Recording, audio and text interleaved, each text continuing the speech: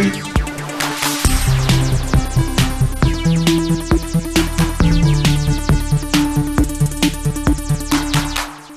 everyone, welcome to GameFace, episode 367 on Sifted Games at Sifted.net. I'm Shane Satterfield, I'm your host as we head on into the Thanksgiving holiday. We got one more episode here for you where we're going to talk about games for the next couple hours. And alongside me to do that, as always, is Matt Kyle. What's up, Matt? Not much. Excited for Thanksgiving? We'll see. You're not going home? No, I don't go home for Thanksgiving anymore. Yeah, I haven't done it for years. Not for like almost 18 years, because I think we both learned that lesson when we moved down here. It was like we drove up the first year, and it took us like 12 hours to get back. Yep. And then like I flew out the next year, and it was worse. Yeah. So I'm like, you know what, Mom? I'm just not gonna come home anymore. Thanksgiving's not really a big deal in our family, so it's like, yeah, it's fine. Yeah. I'll see you in a few weeks. You know. Obviously, my trip is much longer because I have to go all the way back to the East Coast. And the weird part about it is that, like, my wife actually does go home every Thanksgiving without me. She could, and our families are in the same town, so like they're doing like Thanksgiving together and everything, and I'm not there. But typically, like, there's so many games that I need to play that I just can't leave for Thanksgiving break. Like, my wife will be gone for like a week and a half. I can't do that right now. Like, it's the heat of the game release season. And so typically I stay here and I just work through the Thanksgiving holiday. Now, a couple things to note. I'm not working through the Thanksgiving holiday. So Thursday and Friday, I am off. Just like everybody else everyone else in the U.S. anyway. I am off work Thursday and Friday. So anything you expect normally on Thursdays and Fridays from us, not going to happen this week. But I feel like we have loaded up this episode of GameFace with good stuff that'll satisfy you guys all the way through the Thanksgiving holiday. You have won the fantasy draft. What do you say? You've won the fantasy league. Why? Space Marine delayed to Q2 2024. Oh, I'm sorry, man. That's a shitty way to win. I don't want to win like that. Yep. But that's how our league is, dude. Like, usually that's how it goes. Like, whoever has the most games wins. It's Suicide Squad that did it. Yeah. There was no way to know that was going to happen to that game. No way. And how do you feel now that they're starting to fire up the marketing machine again? And like, that game looks like shit. It kind of does. Especially after Spider-Man. Like, when she jumps off that top thing, and you're expecting her to get like a boost of momentum, and she just sort of... Yeah. Snaps into like a canned animation almost. I noticed that too. It's like, oh no, oh no, no. Yeah, well, it is still coming, in February, I think? Yeah, but... It's still ultimately missed a year by a couple months. Yeah, it still seems... Well, yeah, but it's supposed to come out in May. Right. Like, well, it's supposed to come out even before that, but... Yeah, that... I just get it out so Rocksteady can make another game. Yeah. Like, just... bite the bullet, call it a day. Like, come on. Yeah, I hear you. I hope you guys have exciting Thanksgivings lined up. I hope you guys have some time set up to spend with your families or with your friends. I always miss not going home just the day of Thanksgiving because everybody calls me and texts me and they're like, "Oh, we just ate this, we ate that," and I'm sitting there eating like a like a TV dinner or whatever. like my mom makes these awesome rolls and my aunt makes this awesome like cornflake potato cat. Like I miss the food part of it just the day of Thanksgiving, but I get over it very quickly. You might miss Silk Song, but you've still got an alternate left. I do. Not a very good alternate, but I do have an alternate left. But yeah, I think Silk Song is not going to make it. I think at this point I've resigned myself. I think we know. What is going on with that game? What is going on with that game, Matt? Why does that game keep being delayed? It's really crazy. But you're right. I think you'll have a 0 now because of Space Marine. Because I already had 2 already fell out. Suicide Squad and one other that I can't remember. Yeah. And then... I'm on my last alternate, too. Like, if Silk Song falls out, I need to swap that alternate in. Or if another one falls out, although I think I may be done. I think Silk Song's the last thing on your list. I think you may be right. But that's typically the way our leagues work. Also, don't forget, like, you guys have your own league going on, the Sifted Fantasy Challenge. And here, when we go to do our last episode of 2023, we'll crown the champ. I haven't looked at that. Stalker 2, that was my other one. Oh, right. I was because my last 2 tend to be long shots. Yeah. Well, that's what you should do. I mean, but you flirt with disaster when you do that sometimes. Yeah, Suicide Squad was just like out of nowhere. Yeah, because why? It should have not been delayed. It should have easily, because I got burned last year on Suicide Squad. Remember? Yeah, and it should have came out last year, the year before. It's that. not going to make a difference. It's like just put it. You're done. It's over. And my alternate games have not got great scores, but it's better than 0. Yeah. Yeah. So, anyway, we'll be crowning your champ for the Sifted Fantasy Challenge here in the next couple weeks, and I haven't looked for like a month and a half. It may be over already. That happens with the challenge sometimes. Like somebody you'll just see like, oh, they got all 10 of their games and their scores are higher than everybody else. Somebody may already know that they've won. But we'll do that formally here on the last episode of GameFace for 2023. Let's check in with you awesome people and see what you guys are up to on this fine week, Thanksgiving week. Let's scroll all the way up here. So, Talimper, thank you for Twitch Prime. Fight TJK, thank you for Twitch Prime. God of Gamblers, thank you. Caleb Faruqi, thank you for gifting all these tier 1 subs to our crew in chat. That's awesome. MK Ness, thank you for subscribing at tier 2. I think you just did that did he do that last episode? I thought he did. I don't know. Thank you, man. I really appreciate that. It means a lot to us. Happy Teal Tuesday. I'm not sure what that means. Do you know what that means? Happy Teal Tuesday from Silk Snake. Turkey is a big deal here in Paris. Lots of people expect me to cook dank American food. Okay. Yeah. AJ the Legend Watson is like, wifey is like, see you bye. Yeah, she's a normal person who has a normal job that gets paid vacation days. And so at this point, she gets like 6 weeks or 7 weeks paid per year. Pretty good. Talking about France. Yeah. Yeah. That's like French vacation time. Yeah, or Europe. I mean, Europe gets like a month and a half, 2 months. Yeah, France is in Europe. Yeah. I'm just saying Europe in general. Yeah, like, it's not just France. I just think of Europe. France as like, because I was there when everybody suddenly went on vacation. Like I got to like a major city and everyone was gone. Yeah. I've never seen that before. Well, they all went to Paris. Eric Cartman says, let's go Browns. I guess you saw that the Steelers fired their offensive coordinator this morning. It's the first time that they've fired a coach in season since 1941. Wow. That shows you how awful the Steelers offense is.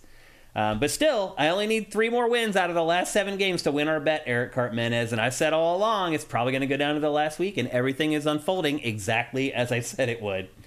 Mike's Q, thank you for Twitch Prime.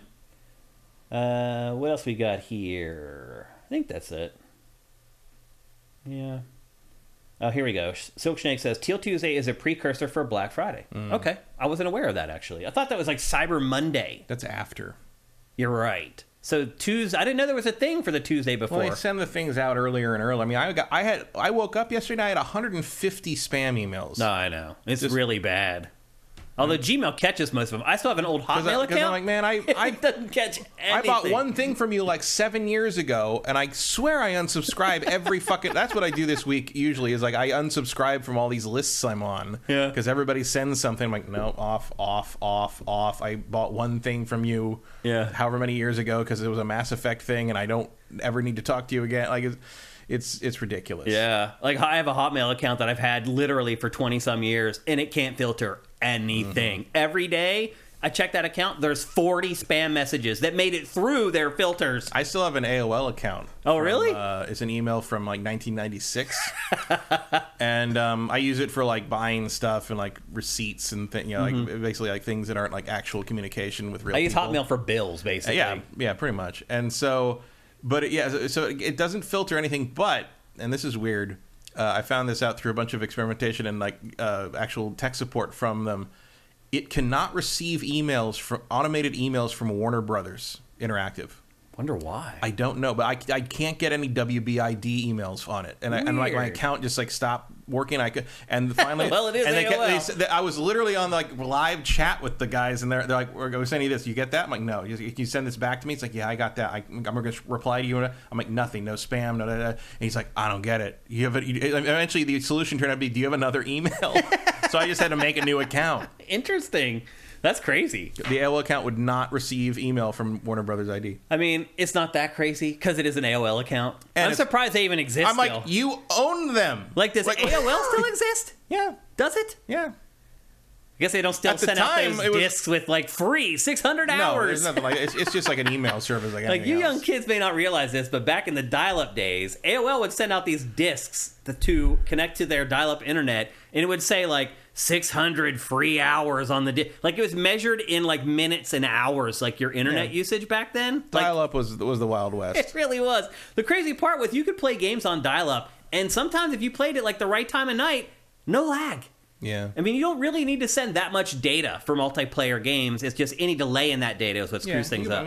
You play some really solid games of Unreal Tournament. I played Tribes with like 64 players on dial-up. It's insane. It's crazy.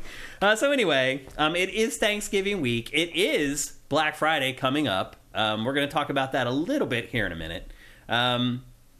But before we get going, this is our flagship show at Sifted. This is GameFace. This show and Sifted in general are supported 100% by our Patreon at patreon.com/Sifted. If you like the show, if you like what we're doing with our other shows, please head there and give us a pledge if you can. If you can't afford to, you can always head into the comment or the description below if you're on YouTube, and there are instructions to help us for free with Twitch Prime, which is what we talk about all the time live when people are helping us out on the live chat. And with that, I think we're about ready to get into housekeeping for today's episode.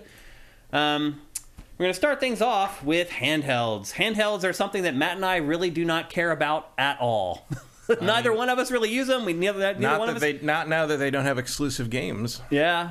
Neither one of us have a use for them. Neither one of us really promote that other people should buy them. I think the best use case for them at this point is like, we only have one TV in the house. I don't have control over my entertainment devices, so I'm going to sit in the corner and pretend that playing Spider-Man 2 on an 8-inch screen is somehow as good as playing it with surround sound and 4K. That's the thing that's been driving me nuts about the PlayStation Portal reactions on like Twitter and threads and stuff, is people just like posting like the full PlayStation 5 experience. It's amazing. I'm just like, that is not the full play. No, like the full PlayStation 5 experience is a 70-inch television in 4K with fucking Dolby Atmos. Yeah. Okay, like that is not happening on this stupid little streaming thing you're holding. And by the way, I can see that you're connected to a Wi-Fi hotspot. Well, Matt, you may not want to hear this, but the PlayStation Q sold out everywhere. Like, I don't believe that. Within minutes. Well, like, I think this is scalpers like buying out the stock, and they're all going to get fucked. Well, I mean, if you go on eBay, they're on there, and right now they're marked up about 50% above MSRP. But they're not selling. They're not? If you look at completed listings, there's not much in that price range. What are you making, like $25 off of them or something? Yeah, at this like point? if you want to sell them for like 25, 50 over, like some that's of those not worth selling, the hassle. No, of course not. But babe, for whatever reason, the scalping community, which is apparently a thing, they really thought that this thing was going to be PS5 level margins. Oh, well, that's insane. Which is crazy. That's insane. Like, even no matter what you think of the PlayStation Portal, that wasn't happening. Like, you weren't going to sell this for double retail like the insane. PS5. Like, that's ridiculous. And they're a low ticket item too. They're only $200. So, like, even if you sell double, is it worth the hassle? I don't know.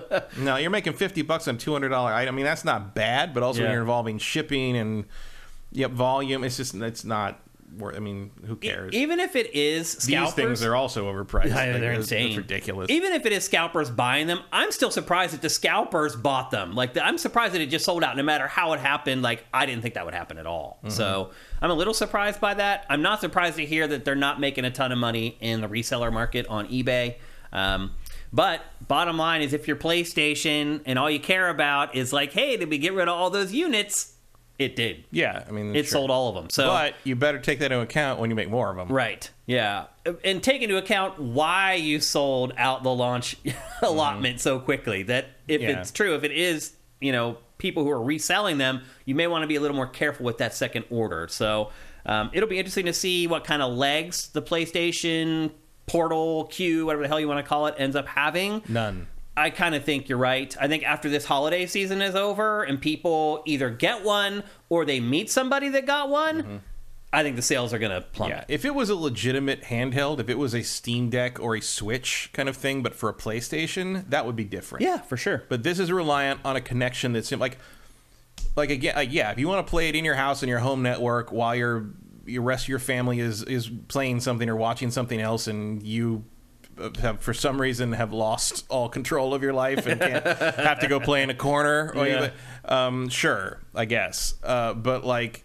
for me at least, like the time, like, because like also it's like, all these tweets and stuff of people, the reviewers or the influencers who are out there. It's like, I'm playing Spider-Man at Starbucks. I'm like, who the fuck wants to play Spider-Man at Starbucks? Like, it's just why would you want to do that? It's just like, if the times I would want to actually sit down and play Spider-Man on that device would be very few and far between, and they'd be things like a plane ride, a plane trip, or a car trip, a train ride, like travel, like to fill the space on that, which are situations in which you would never have a reliable enough connection to make that work. Yeah. Like it's just not useful. Yeah, I mean, if you think about it, internet on a plane, internet on a train, always terrible. Like, you're lucky if you can even get like a web page to load. Yeah. Let alone play a game. I just give up and watch the movies on their own thing. Because at least that's tied into the plane. That automatically works. It does feel like it's something that was released for hardcore PlayStation fans to gobble up and add to their collection, and maybe they never use it, but they're going to go on social media at first to say it's awesome. Like, I've said stuff like that, and people's like, well, some people can't afford a second TV. I'm like, well, then spend $200 on a TV instead of the PlayStation Portal. Actually, on Black Friday, you're going to be able to afford it. You can get like a 50, 60-inch, I'm not exaggerating, you can get like a 50 or 60-inch 1080p TV for $100. Not that they're going to be all that good, but it's better than playing it on that thing. It's a 1080p TV that's 50 or 60 inches. Like, it's better than playing it like this. I don't know. I don't get it. I do think it's kind of just a fan thing right now, and I think it's probably going to stay that way. Yeah. We'll see. But also, it wasn't just PlayStation Portal that had a great week. Also, what we talked about last week, the Steam Deck OLED also sold out. And not just, it wasn't the cheapest one that sold out. Yeah. It wasn't the cheapest one that sold out, Matt. It was like the one that's $649 or whatever. Yeah, because that's the lowest priced one that's actually worth having. Yeah, it sold out in minutes. Like, gone. So both handhelds, I mean, we're definitely in the minority. Like, most people find value in handhelds. I don't know about most people. No. Clearly enough people to... clearly they know how many people are interested, and they make these companies make their allocate. I don't know about Portal, because we'll see when the scalpers back away. But clearly Steam knows how many people are interested. Yeah. I think they're meeting demand more than demand is some kind of silent majority of people who desperately want to spend obscene amounts of money to play games on a tiny screen instead of their PC rig. But at least I kind of understand the use case for the Steam Deck more, because it can actually play the fucking games natively. Yeah. Like, you don't need an internet connection to make this. I mean, you do, but like, once you've got the game installed, you do not need to have your PC on or in sleep mode or have a robust network. You can just go take this thing wherever you want and play whatever you want. Great. Yeah. At least that makes sense to me. Yeah.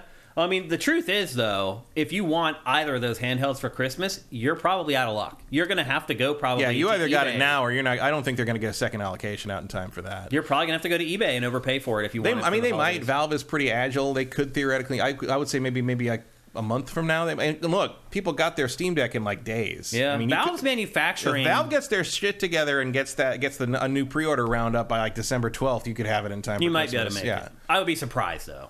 I think at this point, if you didn't get one, you're going to have to go to eBay or Craigslist and try to find one that way. If you want one, or maybe someone you're buying gifts for wants one. Unfortunately, if you weren't on it, they're gone. So there you go. PlayStation Portal and Steam Deck both sold out this week, proving that there is a healthy market for handhelds, without a doubt, even though Matt and I find no use for them pretty much at all. Next up, remember the Wonder Woman game? We got this little teaser trailer that doesn't show off hardly anything. And then it just kind of disappeared. When was this? Was this Game Awards last year? I believe so, yeah. And we haven't really heard anything since. Well, this week that changed, and once again, it was because of a LinkedIn job profile. I'm telling you what, LinkedIn is like the ultimate game leaker at this point. Yeah, LinkedIn is the new laptop left open on a plane by a Ubisoft employee. Yeah. So... because, once again, of a LinkedIn profile, someone looking for a job and putting their resume on LinkedIn, or no, this is actually a job listing for the game. That's what this one was. So Warner Brothers put up a job listing for the game and said, in the listing, it said, experience with games as a service preferred, or as a bonus, or whatever. It wasn't like one of the main things in the job, but it was one of the things that they wanted in a potential employee or hire. And the people freaked out. Everyone was like, oh my God, here we go. It's Warner Brothers. We had all these problems with Suicide Squad, Kill Justice League. It's been delayed. There's all rumors about games as a service swirling around that game too. And that's why they delayed it, to take out the games as a service stuff. And then we get this information for Wonder Woman. Well, the internet freaked out, and Warner Brothers was forced to comment. So I guess in some ways what you're saying earlier about raising, but we were talking before the show started about how if you raise a ruckus, sometimes you can get results. this got results because people started complaining about it, and it forced Warner Brothers to actually comment on the game that they had basically said nothing about. And ultimately, it said that it is not a game as a service. However, they did share that the game is an action-adventure, and it has the Nemesis system in it. How do you feel about that? Well, I think the Nemesis system is extremely underused. I know it's patented, so people can't use it outside of Warner Brothers, but like, that's an interesting choice for a Wonder Woman game. Yeah. I mean, that I guess to some degree it makes sense because Wonder Woman doesn't have a lot of iconic villains. You have Ares and I Cheetah. can't name hardly any. You have Ares and Cheetah and I guess Titania. Like, there's not too many. No. And so, and if you just sort of lean hard into the Greek mythology thing, you could sort of probably do like a bunch of orc style, bunch of, I don't know, minotaurs and centaurs. Yeah. You can mix and match some. You can make it work. Mythological figures and kind of come up with a random army. That would work. I do think that the odds are, to me, the listing for the games as a service experience, that feels like boilerplate. For in part because look, let's face it, once you're done with Wonder Woman, whatever you're working on next, probably going to be a game as a service, and we'd like you to know what that is. That's a good point. They're like, well, you're only going to work on this for the next 18 months, and we're going to maybe want to keep you after that. So, and then we're probably going to make you do that. So, you're probably right. That's probably the truth behind it all. I'm kind of surprised that we haven't. Well, I guess Warner Brothers isn't releasing enough games to even say we're not getting the Nemesis system often enough. No, it's just not releasing enough games that might have it. Yeah, you could have used it for. I think Arkham Knight could have used it. Yeah. I think it would be obvious to have a Batman game that did it. Frankly. Yeah. I'm sure that's next. Even if it's just like a taking the mob down thing, and it's just sort of like organized crime gangster guys or whatever, and then you have to work your way up to like the Penguin at the top or something, and in each area or something. Yeah. Each thing could be like a Gotham district. Look, I've already made a more interesting Batman game than they've done in the last 10 years. And we just spitballed it for 5 minutes. Yeah, that's where we're at. I'd rather play even a mediocre version of that than Suicide Squad. I'll tell you that right now. Are you open to the idea that you might end up liking Suicide Squad? No. What happens if you start playing it and you're like, wow, this actually isn't I just awful. don't know what situation that would be because it's a shooter. I don't want that. I don't care about. To me, it's like, all right, maybe you like Borderlands. No, I'm done with Borderlands. I don't need to play Borderlands 4. I'm sorry, it's over. Tiny Tina's Wonderlands is sort of in the same boat, but I did like that because of the tone and the attitude, and it was just changed up enough to not feel like a normal Borderlands shooter. Release, yeah. So I like the theming on it. I do not like any of that in Suicide. I don't care about Suicide Squad. Suicide Squad is one of the most dead-end IPs DC has. The only character in that whole game that's made any kind of cultural impact is Harley Quinn. And maybe if that game came out in 2017 when Suicide Squad was still the hot thing and everyone was dressing as Harley Quinn for Halloween and all that, it would have made more sense. But this game feels like it's going to be 7 years late to the party. Yeah. And I don't care. Yep. I don't want to play as King Shark anyway, but I definitely don't want to play as King Shark with a machine gun. What? It has nothing to do with superheroes. It has nothing to do with any of these characters. What are you thinking? What do you... oh yeah, we definitely need... we'll get the kids packing them in as Captain Boomerang with his trademark teleporting... it just sounds like Gotham Knights again. It's just who the fuck wants to... I like all these characters in Gotham Knights. I don't even enjoy playing that. It's stupid. Yep. Another smaller story from this week is something that we mentioned to you guys a week ago or 2 weeks ago. There was rumors flying around the industry about it, and as it turns out, those rumors were true. And The Last of Us Part 2 Remastered is on the way. Not only is it on the way, Matt, it is coming on January 19th to PlayStation 5. So what happened was this story broke. It got leaked out because I think PlayStation Network made a mistake and posted the game. Yeah, something went up in some territory that had it up for a brief second. And someone saw it. Yeah. And then once that happened, Naughty Dog was just like, screw it. I would imagine this was supposed to be announced at Game Awards. Maybe. Yeah. Because it's getting close. You had to say it soon, right? Yeah. So my guess is this was a Game Awards reveal. Probably. So Jeff got a little bit screwed on this one. One cool thing I would say, because I don't know, I'm in the camp of dude, how much better can the game look? Watching this trailer, it does look better. It does look better, and I'm sure it runs better, which is sort of the big thing. That is important for sure.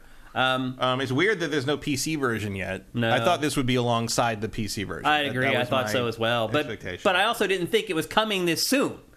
No, I figured they would try to align this with the next season of the show. I thought like next holiday season at the earliest, but no, it's coming here in like a month and a half or 2 months. I mean, it makes sense to me that you want to get some kind of Last of Us content out there for the people that got hooked on the show about a year later to sort of like be like, oh, I'll try this now, kind of thing. And then there's new content. There's this, what we're seeing right now, this brand new survival mode. It seems like it's a horde mode for the most part. Yeah, sort of a horde mode roguelite thing. Yeah, which is cool. Yeah. Like, it's great that that's a bonus. But I think the coolest thing of all, honestly, is that if you already own the PlayStation 4 version of the game, you get this version for $10. Yeah. So they're thinking about the fans. They're not going to gouge their fans, try to get their fans to pay for it twice. Although you wouldn't know it by the people screaming about this online. What do you mean? People hate this. Oh, really? I've seen more people screaming about this and how it should be free if you already own it. It's like, look, dude, like that's less than a skin on Fortnite. Yeah, or less than a fatality. Or that it's like, it's a 2-year-old game, and they're already okay. First off, it's a 3.5-year-old game. Yeah. Second, Spider-Man got remastered sooner than that. Mm-hmm. Nobody had a problem with that. Yeah, that's true. Who cares? Like, if you don't want it, don't buy it. Right. I don't understand the furor over, it's too soon to remaster. Who cares? Who gives I think a lot shit? of people are like, well, Naughty Dog could have been doing something else. No, they couldn't. This was a project they gave like new people, Nixes or something. This is not coming out instead of Last of Us 3 or new fantasy property, whatever they were working on that they've never mentioned again. Yeah. Like, this is not instead of anything else. This is just something they're putting out to probably just make it look busy. I mean, for God's sake, otherwise or make it look like there's actual games coming out exclusively for PlayStation at this point. The schedule's a little light. Might as well get something out. Yeah. Where's the fucking Sly Cooper collection? Right. Like, you could fill that schedule with some stuff. There's plenty of opportunities there. And it is weird to me that this game is already being remastered, but I think the way I'm looking at it is like, it's no skin off of my ass if they do it. Yeah. And I think they're just like, you know what? Let's turn the page from this game. Yeah. They don't have to touch this again. Here's the definitive version. Once it's made in 4K, PC version out, you're done. They're done. Like, and there it is forever, and they can just sit back like Grand Theft Auto 5 and just let the sales just roll up for the next 10 years. $10 is fine for an extra mode that looks pretty interesting and better performance. I mean, that's a good point, is people are getting an extra mode and extra content that they weren't getting for the $10. So... Yeah, I mean, I have no problem with. If they were going to try to charge me $70 again, we'd be breathing fire on the GameFace if they did that. But $10 upgrade for some extra stuff and better performance, I'll do that. Yeah, sure. I have no problem with that at all. I mean, I don't know if I want to go through that again. What, the game? Yeah, I mean, the game is not a pleasant afternoon in the park. It is interesting when you think about playing that game again that there's like an emotional toll that you're wondering if you want to pay again. Yeah, I'm right there with you. Like, there were moments where I was like, "Damn!" Like, it's like watching a Gaspar Noé movie. It's just like, I mean, I'm glad I did it. It's a good movie, but it's like, I don't do it again. Yeah, I mean, walking out of Gaspar Noé's climax at like we saw a 10 a.m. show. We walked out at like noon. There's nothing more jarring than walking out of a movie or like that, and it's sunny out. Yeah, it's like, what? So much day left. What am I supposed to do? Shora F, who is a game developer who's in our chat quite often, says, I think $10 is very fair, but as someone who worked on the original Part 2, I don't think anyone authored any asset higher res than you actually see in the game. So he's saying that they have to redo all the assets. Yeah, well, that's why people are paying you for it. It's hard to notice. I've seen the side-by-side stuff, and I can tell that like the lighting is a little better. Like I think the faces look a little better. It's more noticeable in motion. Like the screenshots don't really do justice. I mean, you can see the the lighting on one side of Ellie in that one shot is like this way in the PS4, and then you look at the PS5 and like, oh, you can see detail on the shadowed side of her face because the ray tracing is there, and you can like it's a difference. Yeah. It's very subtle, and it makes more sense in motion. Now here's the PS4 version. I mean, but there's no no slouch. No slouch. I mean, but neither was Spider-Man. Right. Yeah. So I'm glad. I mean, I think this game is amazing. I think everybody should play it. Every adult should play it anyway. Damn it, Tommy! Finish the game. I don't want to. Yeah. And I mean, it's good that there's going to be a better definitive version out there for every new person who wants to play it going forward, that they can experience it in its best light. So it's important to have both of those games ready to go for the fans of the TV show. Yep. That get a PS5 and want to experience this thing. Yep. Barry Lomax says, I do enjoy all the people that are like, because they announced that they didn't announce it, but I think they did pretty much more or less confirm that Pedro Pascal is going to be Mr. Fantastic in the Fantastic Four. And people are like, how's he going to have time to shoot Last of Us seasons while if he's in Marvel movies? And it's like, oh no, good luck, folks. Yeah. You remember that there's a bunch of people that don't know how things work, where this is going. Yeah. It's just like, whew. Yep. sort of the same. Sort of the same deal with the Invincible thing. It's right. It's like, oh boy, people. You don't know where this is all headed. You really don't know where this is going. Barry Lomax says, it's funny. I don't understand why people fanboy so hard and get mad. I'm in my 30s, but even if I wasn't, I wouldn't care. There's more to life than game. I agree with you. Yeah. When even it's like, there are games I don't have any interest in playing that come out every day. Yeah. I just don't play them. I just let it go. Just let it go. I don't even recognize that they're released anymore, and it just has changed my life. It's so funny. Like one of those developers that just makes like the rip-off anime porn games might have like the greatest platformer ever in them, and they don't make them because they're busy making MILF Hunter or whatever. And it's just like, well, like why aren't you mad about that? Yeah. Like as long as we're talking hypothetical nonsense, right? Mike's Q says, unless they have Part 1, Part 2 remaster bundle, I will wait still. I still have not played these games. Bounced off the first one 3 times. The first one I can understand. Yeah, I didn't like the first one very much the first time I played it. And I liked it a lot better when I kind of went back like a year or two later and like knew what I was getting into. And then I liked it a lot more, for whatever reason, I liked it a lot more after 2. Yeah. Like 2 is a vastly superior game. It's a different league. Gameplay, I'm talking game-wise. Like it's just a better game for sure. In every respect. In every way, yep, for sure. In that way, I'd almost tell Mike's Q to start with the second one. It's weird, right? Like, I know, it's weird. Like, because I played 2 and I really liked it, and I wanted more, but I didn't want to play 2 over again because I just played it. And like, so I went back and because I had played the Last of Us Remastered, whatever the remaster, whatever it was at the time, and only got a little. Didn't get too far into it. I got like maybe out of Boston, and then I went back and loaded it up to see how I felt about it, and I finished it. I just like went all the way through it, and like for whatever reason, 2 made me more forgiving of 1's flaws, and still did when the remake, the PS5 one, the new one they did. Yeah, that was a lot easier for me to play now. Although they did update, they made some changes. So yeah, you're not going to run into that. Some of the reasons you probably bounced off it are gone now. Yeah. If you play the PS5 version. Yeah, it's not on the level of what 2 does, but it is way better. Yeah. Way better. Yeah, Mike's Q, I hope that you play both. They're both worth playing. Second one particularly is worth playing. Do you think they'll ever bundle those 2 together? Maybe for a Black Friday sale someday or something. I mean, I think there's something to be. I mean, probably I would say maybe at the end of season 2. Yeah, you do a little bundle thing and be like, hey, you want to experience the original version? Here it is. Yeah, I do wonder what they'll do with the show after season 2. I think it's gonna take more than one season to get through part story. 2. Yeah. So anyway, don't forget, it's coming out January 19th, so not that long to wait. And again, if you already own the PS4 version, upgrade for $10. Otherwise, the game's going to cost $70 for first-time customers. And I think if they play it, particularly in its remastered form, they won't regret that $70 purchase. So, big news coming very soon. Next up, so we talked a couple weeks ago about Kong Skull Island, this god-awful game that was released. And it was published by this company called Game Mill. Which, by the way, has been around forever. It has, yeah. Yeah. I mean, if you go on Sifted and look at the publisher page for Game Mill, there's just dozens and dozens of games. Yeah, they go back to at least 20 years. Oh, yeah. They've been around for a while. Well, we talked about... They made big rigs. Big rigs, yeah. I mean, over-the-road racing. Yeah, which is one of the worst games of all time. You are winner. Yeah. That was one of the funnest reviews we ever did, I think, on X-Play, was our Big Rigs review. But anyway, this publisher has come out with another game that may be just as bad or worse called The Walking Dead Destinies. I was actually kind of interested in this game when I first heard about it because it's... The thing with Walking Dead games is you can never... It's hard to tell whether they're going to be based on the TV show or they're going to be based on the comics. And I'm someone who never read the comics. I only watched the TV show, so I don't really care that much about the comics. So I'm always looking for games that are based on the TV show instead of the comics. And that's what this was.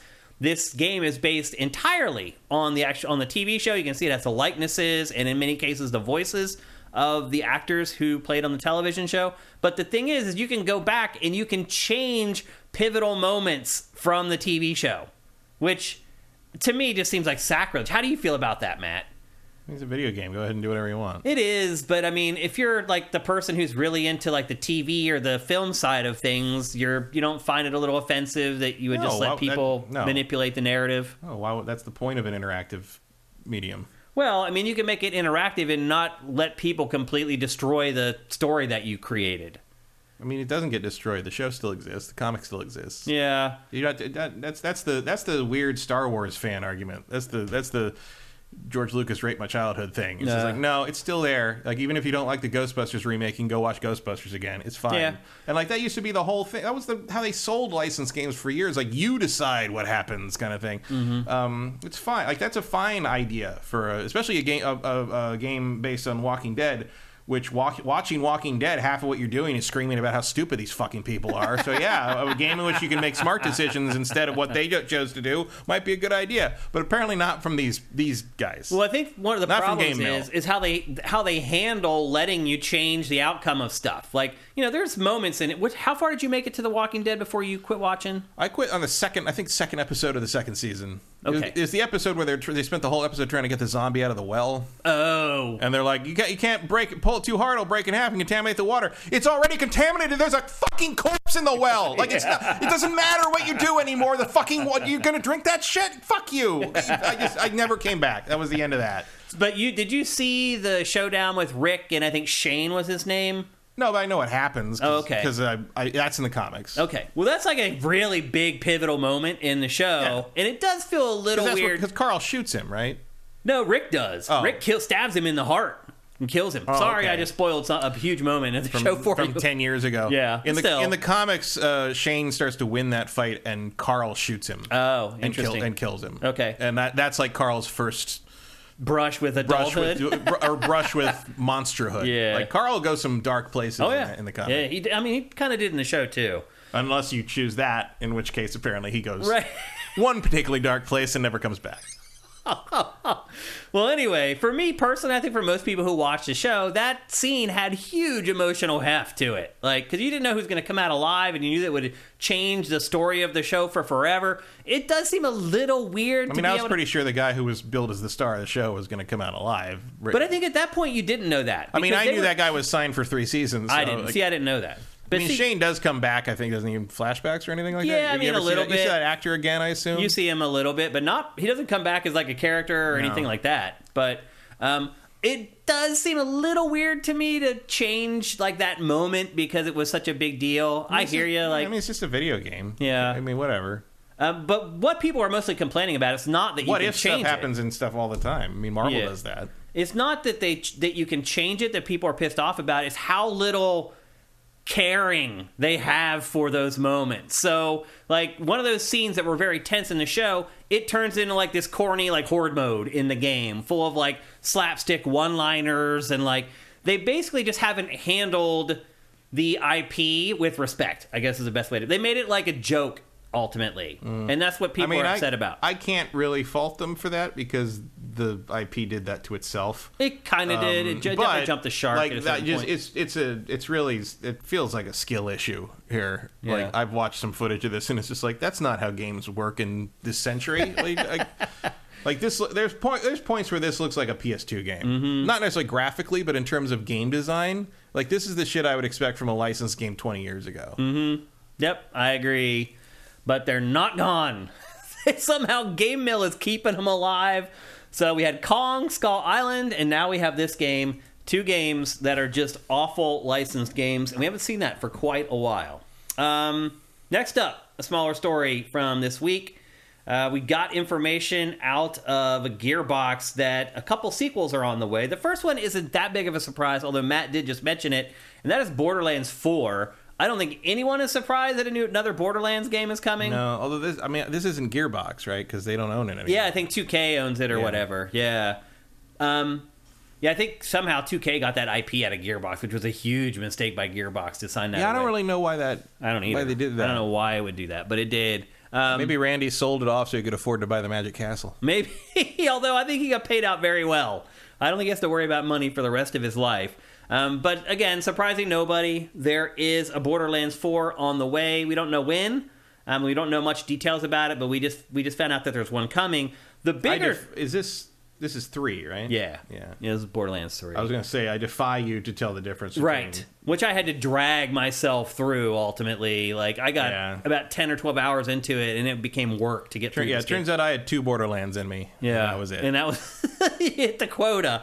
Well, the bigger surprise to me, because Borderlands still sells pretty well, but the bigger surprise to me is that we're also getting a sequel to Tiny Tina's Wonderland. Well, that did pretty well. It did not do very well. I thought it did. No. Not only that, like, did it not sell very well, like, its servers and everything, like, there was nobody playing it, like, 2 months afterwards. It got discounted down to, like, $25 within, like, 2 months or something like that. I think it sold okay out of the gate, and then it just had no legs. So I'm surprised. Maybe I don't know, maybe they look at it like, oh, it's new IP, so our expectations are lower. Or maybe they thought that was an auspicious debut for new IP. I don't know. All I know is I really liked it, first of all, I should say. I think both of us liked it when we talked about it on GameFace. But that doesn't mean I'm not surprised that it's getting a sequel, because you guys didn't care. Like, I see all the data on the website, the traffic from you guys and girls about what you're watching, what you're reading, and the numbers for this game were abysmal on Sifted. You guys hardly watched anything about it. So Take-Two's, in their earnings report that year, Zelnick says Tiny Tina is viewed as the best new franchise launch from 2K in several years. Over 40% of Wonderlands players had never played a Borderlands game before. Take-Two's a company report notes that Tiny Tina's Wonderlands was among the company's biggest successes, alongside the newly released WWE 2K22 and the enduring popularity of Red Dead Redemption 2. So they seem to be really happy with it. That doesn't convince me of much, I'll be honest with you. That's their financial report. They're trying to put on a happy face for that as they can. Well, that's also illegal to lie about that in those meetings. But they don't give any numbers. No, but it does say Tiny Tina outperformed expectations. Now, that might have just been you can just make up what your expectations are. But that doesn't mean you got to give it a sequel. It sounds like it did better than you might think. Maybe. But it's still... it's obvious. Here's the thing, Matt. When you don't give specific numbers, it means it didn't do very well. No, typically it means that unless you then spend the money to do another one. Right. That indicates something else. Yeah. Now I wonder. I mean, without Gearbox behind it, I wonder. I mean, not that the tone of Borderlands and Tiny Tina is that hard to really ferret out. I mean, they're also very similar. Let's be honest. Like, if you put these two games in front of a lot of people, I don't think most people will be able to tell the difference between. Well, they're the same world, right? So just one of them is a D&D game in the world. Yeah, but like, it's amazing how many people don't get that. But it's breaking the fourth wall. Yeah, well, no. Yeah. How many people don't get that Tiny Tina's Wonderlands is in the Borderlands series? Yeah, like that it's set inside the game. It's a game they're playing inside the universe of Borderlands. Well, it only has like there's little vignettes that pop up here and there. They don't dwell on it very much. But it's like she's in the game. Like, what do you think she's in the game? I mean, they're all part of it. I mean, they talk about the other Borderlands characters too. Like, I think most people just don't care enough to figure it out. I mean, it's not like it's like super compelling lore or anything. But I mean, again, like I like when they try to make you sad about the one soldier guy dying. I'm like, oh yeah, that did happen, didn't it? Man, I mean, again, I have empirical data that at least y'all didn't care about Tiny Tina's Wonderland at all. Like the numbers. Yeah, but remember what they said there is 40% of players had never played Borderlands before. How many people on Sifted have never played Borderlands? Like this hit a different audience. Yeah, apparently it did. Somehow. Like I guess the people that are into D&D but don't play like that is a weird target, but I guess they hit it. They hit it somehow. Yeah. But anyway, a sequel is on the way. At least as of right now, it's on the way. Of course, that can always change. Eventually, they could decide that they don't want to do it and they can cancel it. But apparently, the scenarios were already written for it, and there is actual some pre-production that had been done on it already. So it looks like it's coming. I don't know if it's a good idea. If I were running Take-Two, I probably wouldn't publish the game. What else are they putting out? Right. Well, that's a good point. And whatever they put out doesn't matter because GTA 6 will just obliterate it. Yeah. So anyway, if you're a fan of Gearbox's old games or just the Borderlands IP in general, there's good stuff coming down the pipe.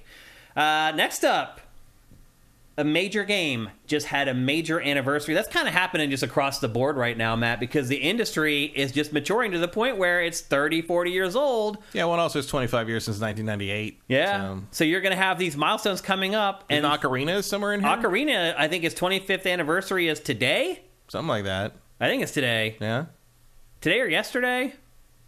In there. I mean, they were all around the same. Like, Half-Life was like a week before Ocarina and Metal Gear. Yeah, what a year that was. Metal Gear and Ocarina were the same day. Right. And obviously, we just had the big 25th anniversary release of the Metal Gear collection. And they're not doing anything for Ocarina of Time's 25th, which is a little weird. I thought we might get like a port of the 3DS version or something at least, but no, we get nothing. Well, instead, Nintendo can learn a thing or two from Valve, because Valve is blowing out Half-Life like you would not believe. Half-Life is now 25 years old. I'll never forget the first time I played it and how it completely changed my expectations of what a first-person, at least a single-player first-person shooter could be. I mean, at that point, I was already playing Tribes, so I was already on the multiplayer train, but as far as single-player, first-person shooters, this changed everything going forward. It created how basically these games are structured, how their cutscenes work, how the cutscenes are integrated into the gameplay, how you transition from the gameplay to the cutscenes, and all those things nobody had ever really figured out, or they had tried to figure them out poorly. This game really solved a lot of problems for first-person shooter developers that have stayed a part of first-person shooter development 25 years later. It really is amazing. And they're not just having a celebration or having an online hoopla or whatever. They're actually putting out some stuff for this. There are going to be 4 new multiplayer maps. The game will have Steam Deck support. There's cut content, which is crazy to me. That there's cut content that they're going to put back in the game. And there's a bunch of other stuff that they're doing for it, too. Do you think you can still enjoy playing the first Half-Life, Matt?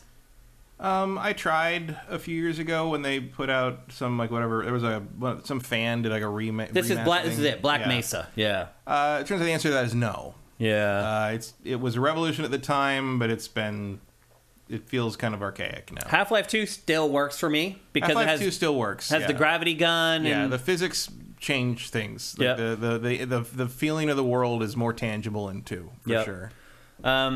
But again, this game is now 25 years old, and it's not bad. Today is, in fact, 25 years to the day since Ocarina. Today. I thought it was. November 21st. Yeah. And nothing from Nintendo for it. No. Which is weird. It's like only the greatest game of all time. Yeah, it's like it's Metroid or something. What's going on? It's a little bizarre. So anyway. Too busy counting their money from Tears of the Kingdom. Yeah. I know our audience is a little older. I am curious, though, if most of them have played the original Half-Life. I played it. I didn't have a gaming PC at the time, but my friend did, so I played most of it there. We were mostly looking for Ocarina. Yeah. We would go in almost every other day to the GameStop and say, "Is it here?" Because sometimes they'd get them early, and we'd be like, and we'd just walk in and they just yell, "No!" Yeah. Cinetike asked about The Last of Us. Is The Last of Us Part 1 the original game running in Part 2's engine? A little bit. I'm not sure what that is. I think it is, actually. I think it was built in Part 2's engine. So what else you guys got in here? Anything we were asking? Nope. No talk about Half-Life in here. It's interesting. Maybe a lot of you guys haven't played it or it just came after your time. Well, you're way behind. What do you mean? You're still in the part where we're talking about Walking Dead. Oh, you're right.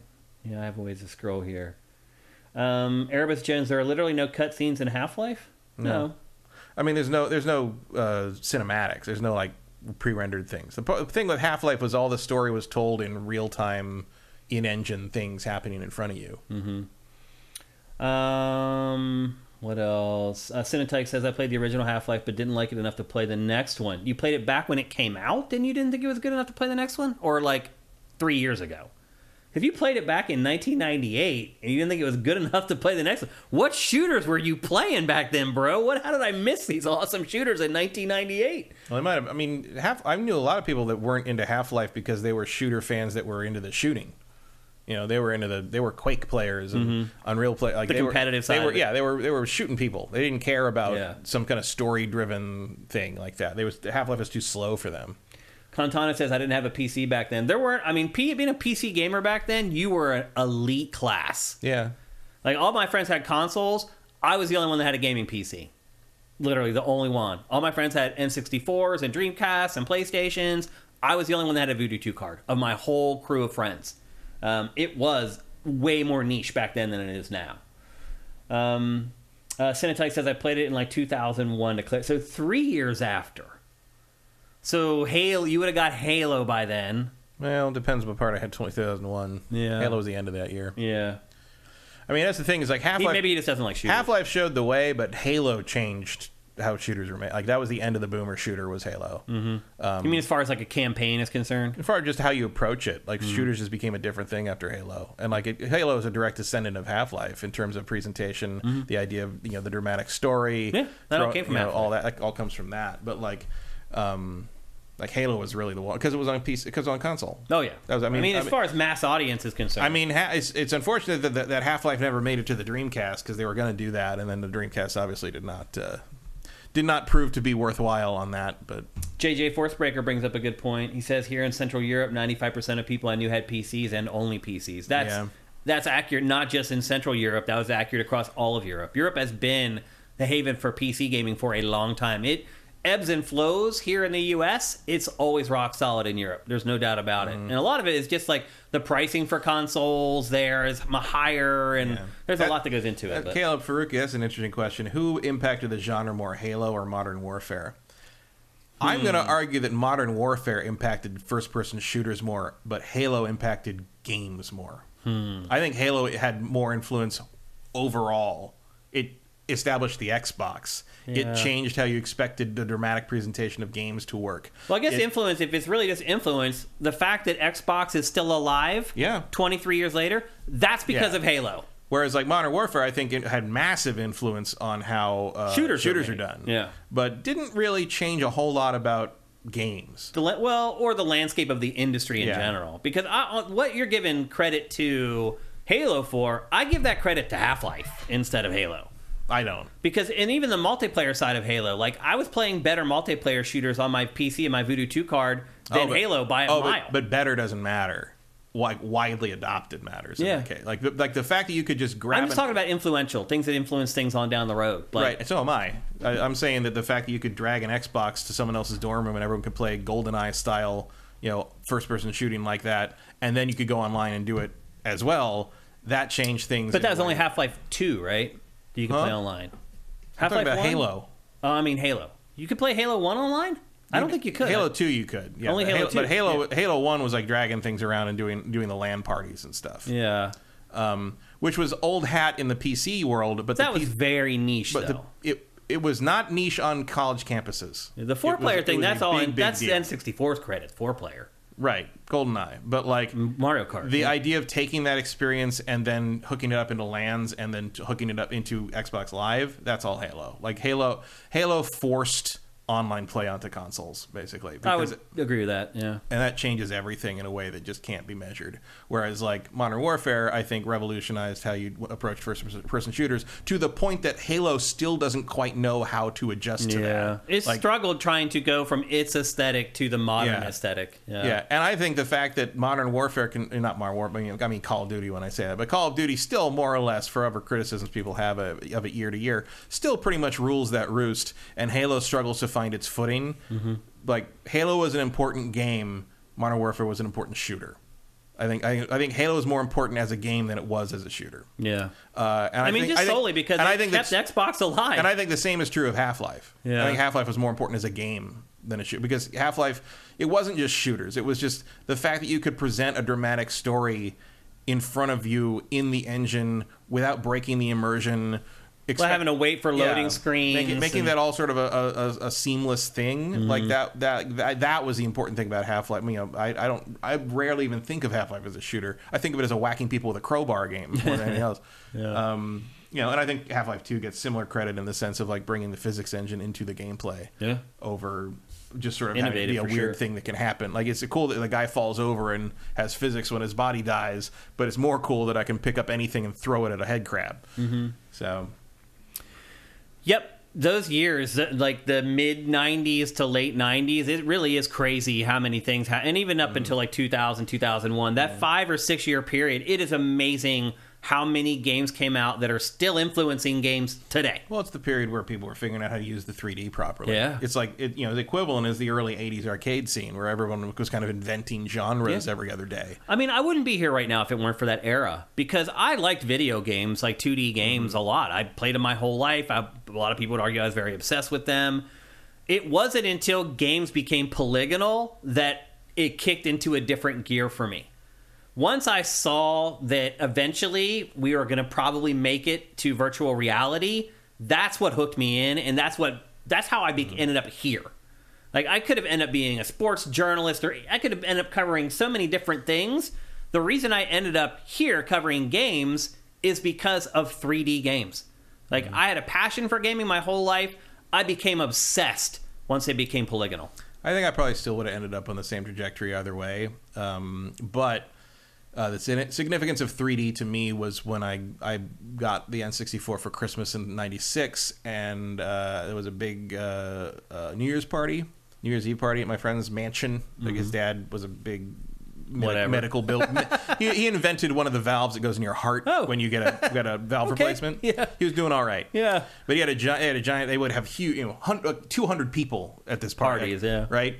And he's like bring the games, like bring the N64. I'm like, so I brought it, and they wheeled out like this 50-inch projection TV to the indoor pool, and we sat while I was like, put towels around everything. Yeah. It's my N64. But we played Mario and Shazam, but everyone, and I mean everyone, wanted to turn on Mario 64. Yeah.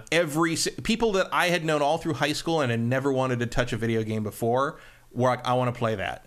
And I was like, that's when I realized, oh, this is going to be huge. I knew it too. Like, this is going to be bigger than anyone can imagine. This industry is going to blow up. And so when I started realizing there were TV shows about video, I'm like, oh, that's a path. That was a path. So while I don't think I would have had any less interest in doing that for a living, like, if 2D had remained the thing, I think only 3D made it viable. Paved the way. Yeah. Like, 3D made it something you could show on TV and not have, like, non-gamer people be like, why are you putting this on television? Yeah. Like, and they still said that to us anyway. Yeah. Hell, that happened. That used to happen even when we had a TV show entirely devoted to video games, and every once in a while I'd try to put, like, a 2D thing on there, and, like, our boss would be like, why is that on the show? I'm like, because it's new and it's cool. And, like, but it's no one cares. No one cares. I'm like, it's Symphony of the Night, dude. Yeah. It's just like, people care, I promise. Like, no. He didn't care. No, he didn't That's care. the thing. But that's the thing, though, is that people like him started caring when games became polygonal. Yeah. As you said, it paved the way for us. I remember when I took my PlayStation over to some of my friends at Stanford. They couldn't afford anything. They had no time for video games. So I was the one who would have to show them cool shit. And I brought the PlayStation over, and I put in Symphony of the Night because it was brand new. It just come out. And they were so, you remember the beginning of Symphony of the Night does that, like, rudimentary 3D swirl around the castle. Yeah. And, like, does it, and then the game started, and they were so disappointed that it was 2D after that scene. They were like, oh, it's not going to be like that castle scene? I'm like, no, it's Castlevania. And they're like, oh, and, like, everybody left. Yeah. It was just like, okay, so that was a miss. Yeah, I mean, that's when you saw the industry shift from something people like you and I did to something that everybody does. And these were like Stanford engineering students. Right, This was not like a long shot to get them into video. It was like, no, like they could maybe make the game. Yeah, absolutely. It's funny. So anyway, every once in a while on GameFace, we like to take a walk down memory lane. And with Half-Life and all these games having their 25th anniversaries, and Matt and I being fortunate enough to actually be there when these games came out and being old enough to understand the significance of their releases. And that documentary they put out is really good. It is really good. And, I should have mentioned that as well. That's up on Sifted. It's curated. Just search for Half-Life, and there's like a hour-long documentary about Half-Life on there that's amazing. They did a great job. And it led to someone figuring out where that fake Miyamoto quote comes from. Oh, right. Because he says a version of it. He's like, games are delayed temporarily, but suck is forever. A game sucks forever. Because like that's a paraphrase of that thing everybody attributes to Miyamoto. Like a delayed game is delayed for a time, but a bad game is bad forever. Which again, not true anymore. Right. Like Cyberpunk, No Man's Sky. He reportedly said that back in like. Well, so he never said anything like that, right? And so everyone's like, okay, what? So there was an article I saw. I can't remember what it was, what outlet it was, but they were like, This guy's like, I wanted to figure out where this came from, so he started digging through and looking at it, and he tracked it like this back to the thing in 2006. There was another version of it in 2003. He's like, gotta be earlier than that. Keep going back.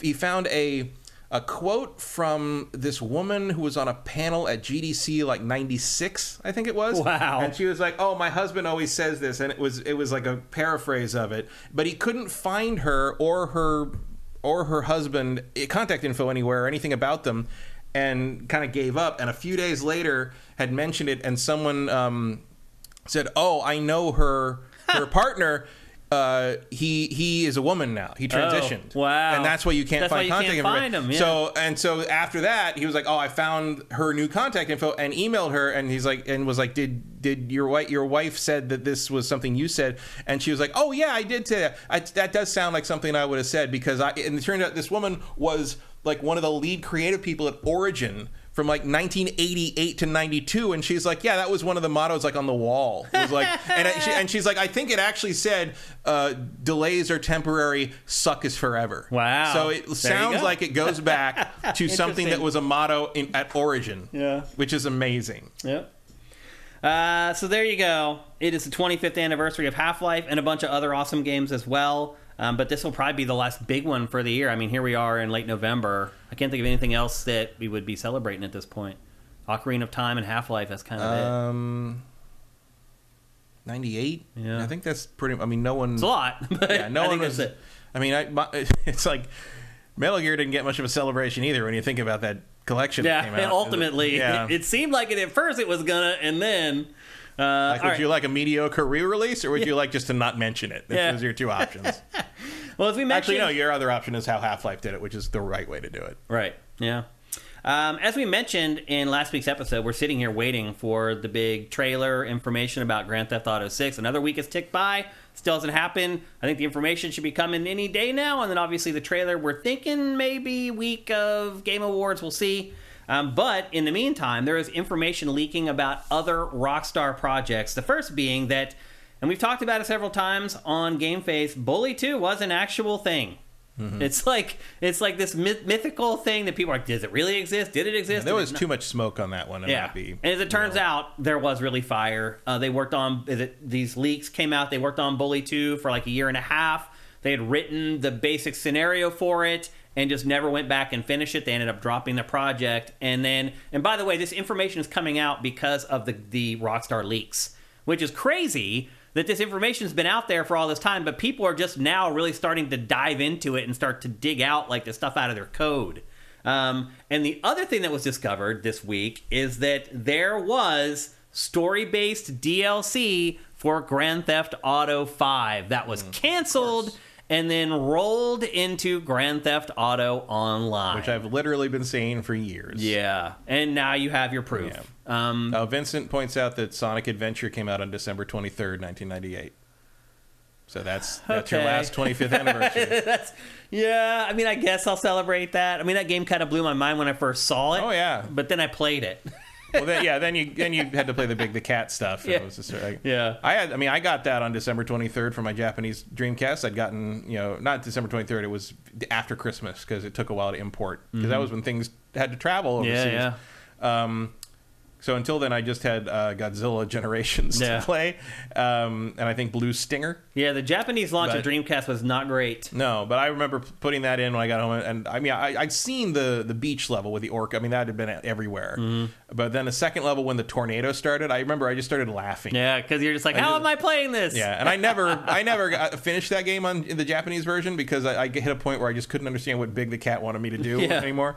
But like, I mean, I'll celebrate that. Yeah. I'm not going to say I want to play it again, but still celebrate it. There were people asking the other day on online. I saw there was like, how come Sega doesn't release any collections of the 3D Sonic games? I'm like, because no one wants no one wants to remember any of that. Like Sonic Adventure 2 is as good as that shit got. No one's paying a premium for like Sonic Heroes or something. So anyway. Initially, it was Rockstar's plan to have story-based deal, which shouldn't be that big of a surprise because they did it for Grand Theft Auto 4. They had great story-based DLC for Grand Theft Auto 4. But it's just, I think it's been so long at this point that people just assumed, like, nope, Grand Theft Auto Online was how it was always going to be. But that is not the case at all.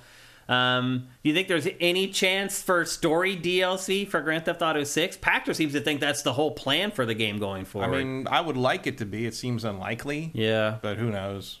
He's even floated plans where they may launch it without, like, the full game. And you may have to, like pay to, get... I wonder, really. Because they can get away with it. Yeah. Like, it's like we said last week. They can do whatever they want. They could sell it for $120 and people would buy it for $120. Do you know what else? Do you know what else came out on December 23rd, 1998? Star Siege Tribes. Oh, wow. There you go. One of my favorite games Tribes of all time. and Sonic. Yeah, same day. Yep. Right there together. One is still a legend and one's not, but the one that should be a legend is not the legend, unfortunately. Yeah. Well, there was never a Star Siege Tribes movie. No, and there never will be. I would just like to see Star Siege Tribes, a new one, where they keep it simple like the first game. The mistake they made with that franchise was trying to make it more complicated and complex as time went on. They didn't need to do that. All they needed to do was just keep making the game look better and keep it... I mean, it was still plenty deep. Even the base game was plenty deep. They totally lost their way on that game. I don't even know who owns the IP anymore. And there was that one that released like 5 or 6 years ago that was like a shell of like what it really should have been. Yeah, it's one of those lost. Yep. Which is weird when you think about like, it's not like it was like a household name or anything, but you heard it talked about all the time. It was groundbreaking at the time. Yeah, it was just like. That was one of the standard things in the PC versus console debate. Was like we have tribes. Yeah, but we can play tribes. Yeah, and that was like the end of it. Yeah. Sometimes. Well, it's like when all my friends were playing Halo. I'm like, "What are you guys doing? Build a PC. Let's play tribes." Like, why are you playing with like 4 people when we can play with 64 people? I enjoy that Erebus Jones just got his comment flagged for bullying because he said thief. That's all it took. Thief, the Dark Project. You're bullying. Wow. You're bullying the thief. Guy by calling him his name. Yeah, Erebus Jones says Rogue Squadron 25th anniversary this year too. Rogue Squadron was earlier this year. Yeah, N64. Oh yeah, because I guess that was 96 for the first Star Wars game on N64. Yeah, Shadows of the Empire was 96. Yeah, I guess 98. 2 years later was Rogue Squadron. Yeah, that makes sense. Yeah, and that's a great game too. So anyway, lots of big milestones coming up. But as we just said, there was a Bully 2 on the way. And who knows? Rockstar could revive Bully 2 at some point. Yeah, I mean, I'm sure it's sitting in the vault, whatever they want to do with it. Yep. Right next to Manhunt 3. Yeah, but I'm actually probably even less convinced that we'll get story DLC for Grand Theft Auto 6, which is kind of sad. I do think that now that they've realized how much money they can make with Grand Theft Auto I don't know Online, why you... I mean, it feels like you're going to make a lot more money, bleeding the online user base rather than like charging me $30 for story deals. I would certainly prefer story DLC, but it feels like that's over. It feels like the Ballad of Gay Tony was the swan song for that one. And that was great DLC. It was. Yeah. And our final story for housekeeping this week is just a reminder, and if you've been on Sifted, you definitely know this. Midnight. Where's Pactor's favorite game? Midnight Club. Oh, that's right. Pactor has literally been calling for a new Midnight Club, I believe, since the very first episode of Pactor Factor. Mm-hmm. I think that was one of the things he mentioned in the first episode, and here we are. Any minute now. All these years later. Packed in with that TV that includes a built-in Xbox. Right, yeah. So anyway, if you guys are on Sifted, you probably already know this, but this is just a friendly reminder to everybody that this Friday is Black Friday, which gives us a chance to run this awesome B-roll we do once per year. This doesn't even happen anymore. No, how many? These people are mostly dead now. Yeah, right? You may be right. Or they were killed in the filming of these videos. Because, dang, dude, it was freaking nuts back in the day. That guy in the striped shirt, that guy's a father now. He has a baby. Oh, yeah. He took the time to look at the camera, too. Like, some of them are like, this is madness. What are we doing? This is madness. It's really insane. I'm just amazed how many people go out to something like this and they're like, you know what, horizontal stripes. That's what I'm here for. I mean, right there, Circuit City. Like, it hasn't existed for like 6 years anymore. Which is just nuts. You know, I needed some weird batteries the other day. I needed LR41s. Yeah, and I'm like, I went to Staples, nothing. I went to the grocery store, nothing. I went to Best Buy, they didn't even have batteries. Really? Went to Target, nothing. Like, I remember when you could just go get shit. Yeah, it was just everywhere. Well, Black Friday is coming up this Friday. It is still a great day to shop, and we have been very... But it's better to just do it online. Yeah. We have been very diligent, though. That actually looks like the Best Buy right around the corner from my house right there, which is that little side. And a bunch of them had that, though. It seemed to be like kind of a... I guess they did. Look, there's people getting knocked... Her wig got knocked off. About the wig. Snatched. What year is this from? Vincent says, what's the better outdated B-roll that we continually use, Black Friday or E3 2019? Definitely Black Friday. Black Friday is the best B-roll we ever run. Yeah. There's no doubt about it. What year is this from? 2018 or 2017, I think. Yeah. But some of the clips may even be older than that. Some of it was older than that. Yeah, because I compiled this from... Because it's just like... It's also... It's an interesting example of like... somewhere post 2000, you stopped being able to tell. Fresno, of course, is in Fresno. You stopped being able to tell what decade something is. Yeah. Like if you show me stuff from like this from like the 80s or the 70s or the 90s, I can totally tell you, oh, that's from this, probably around this time, because that person's wearing this kind of fashion thing, or this person's wearing this shirt. After like 2001, you can't tell anymore. Like everything just flattens out, and like everyone's just wearing whatever they want. Yeah, there's no trends defining anymore. style. You can even wear anymore. bell bottoms or whatever now. It's all like that. Could now. be anything. Yeah. These clips remind me of like punk rock shows that I went to back in or actually the Misfits show I went to like 2 years ago. Their big reunion show. The pits were like this. But we have been very diligent on Sifted to curate all the best deals articles. You can go to our deals channel, and I would argue it's the best place to find any any gaming related Black Friday stuff. I think our deals really channel wants that bike. These people really want all this stuff. It's just bonkers. Are you going to do any shopping on Black Friday? No.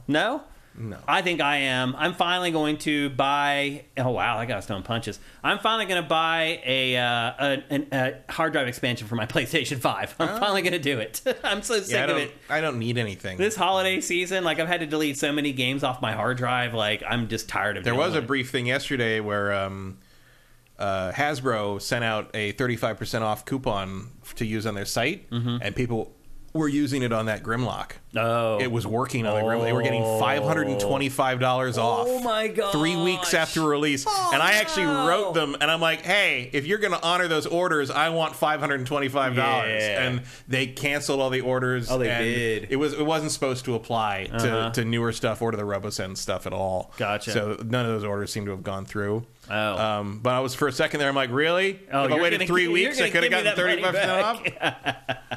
So yeah, but this stuff doesn't even really happen that anymore. I would have shown up. I would have gotten in line for. Yeah, because like it used to be like even though there were sales online, there were always a few items that they would only sell in stores. Yeah, and they just don't do that anymore, in part because they don't want to deal with this shit. Yeah, why would you? I mean, you got your employees getting knocked down and their wigs getting knocked off. Like that can't happen. It just can't happen, Matt.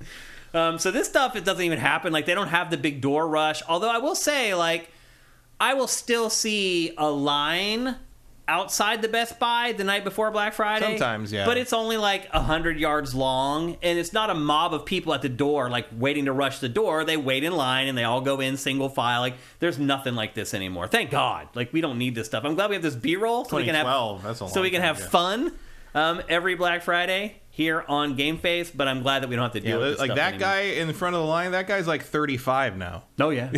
Oh, yeah. These people are... Yeah. These people are tired and old now. They couldn't do this. Yeah. Tiny Blip in History says, where else are you going to get an 8K TV for $40?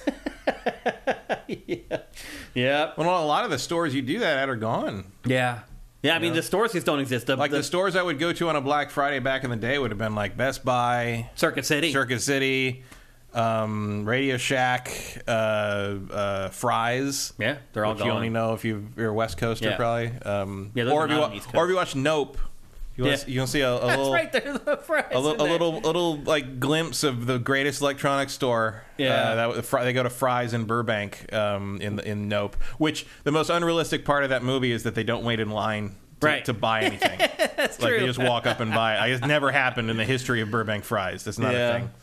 But if you watch that, and it really looked like that. It really did have a flying saucer crashed into it outside. And that was actually all Fry's had weird themes, and the one in Burbank was 50s sci-fi, which is pretty great for that movie. But in Palo Alto, it was Old West. That was the one I grew up going to. Yeah, they all had a theme. Yeah. We had the original. I think it was Old West. Yeah, and they had like a Martian one with a UFO. That was that one. There was one in Woodland Hills. It was Alice in Wonderland. So it was like a big hedge maze, which is great to find the fucking computer parts you need, right? Yeah, that's great. Time Zini says they also learned to limit quantities and do lotteries rather than back order and just have a pile everyone tries to grab from in the mid. Yeah, they figured out a lot of it, and honestly, it just doesn't happen anymore. But again, and most of the deals are the same online. They are. Yeah. It doesn't really matter. Yep. But again, every year we place a focus on making sure that we curate the best Black Friday articles for you guys, the roundups, make sure that they're not duplicating each other. So again, if you just go to our deals channel on Sifted throughout the entire week, we're going to be very diligent to make sure that we post all the best deals to make sure you guys get hooked up. Like your $4 a month patronage to get all our content early, it's our goal to make sure you get that back and then some this month with our deals curation. So hopefully that works out for you guys. The other thing that kind of kills the Black Friday thing is that thankfully a lot of those stores are not making their employees work on Thanksgiving anymore. Right. Yeah. Which I think everyone's like, yeah, correct. Thank God. As one of them said online, it's like, well, at least now you don't have to deal with every other customer being like, I can't believe they're making you work today. You're the reason they're making me work today. Yeah, you're here. You're here.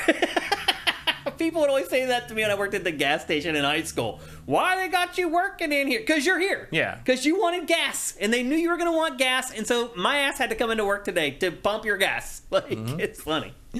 Let's see, we got anything else here in chat before we head on to the bulk of the show? I think the last Black Friday thing I really did was I went to Target at 3 in the morning, like the morning of Black Friday, to get a Wii U. Because the Wii U with the Smash Brothers bundle, Smash Brothers Splatoon bundle was marked way down. That's how I got my Wii U. Okay. Fire Native posted in our chat that you can get a 2 terabyte SSD for PS5 for $95 on Amazon right now. That's good. I want to literally stop the show and go buy it. I'm not kidding. Like, I just was searching for these yesterday. The cheapest I could find them was for the 2 terabyte was $160. So that's a huge deal. All y'all, if you have PS5s, go get that right now. You will not find it cheaper. I guarantee it. Go snatch that up right now. I wish I could. As soon as I get home from this show, I'm going to go try and buy it. You guys should do the same damn thing. And I'll make sure I curate an article to the deals channel with that deal in it to make sure everybody gets on it. So anyway. Yeah. Next storage, Japan, 2 terabyte internal SSD, works with new PlayStation, $99.99. Wow. The Samsung one's $119. Caleb says that we already posted it on the site, so it must have been in one of the articles that we did curate. Okay, great. I missed that completely. Minority's asking, what's the deal? $95 for 2 terabyte hard drive expansion for PS5. Now to be clear, I've never heard of this brand before. Right. So that's... You also got to pay attention to, you got to make sure that there's a heat sink on it. Sometimes they'll sell you the drive that doesn't have the heatsink on it. You need the heatsink for PS5, and then you have to pay like an extra $25 for the heatsink. That's something to keep an eye on as you're shopping for that stuff over the next week. Yeah, or so. the Western Digital 4 terabyte is $300. That's more in the realm of what I've been seeing. Yeah. So I mean, that's 4 terabytes. That's a huge SSD. Yeah. Our deals channel, by the way, if you use Sifted, you'll probably save your patron money, the $4 a month, using our deals channel every month. I pretty much guarantee it. If you're a serious game buyer, we will save you your $4 a month that you give us on Patreon month after month after month just using our deals channel. We take it very seriously. Yeah, so that 4 terabyte is down from $370. Okay. And the 2 terabyte Western Digital is $159, down from $229. That's what I was seeing. Yeah. The 150, 160. So yeah. That other brand, did you see if it had a heatsink on it? The cheaper brand that you hadn't heard of? Was it Next Storage? Yeah. With heatsink, yeah. Oh, wow. There you go. That's a great deal. It may only last for 2 years before it dies, but I generally try to go for the WD, which is why I said, good, yeah. which is why I said the prices really are like 150 or 160. Those cheaper ones, like, I mean, truth be told, you may buy it and never have a problem with it, but is it worth it? I don't know. It's not as big a deal now, Matt, because your save data is like in the cloud.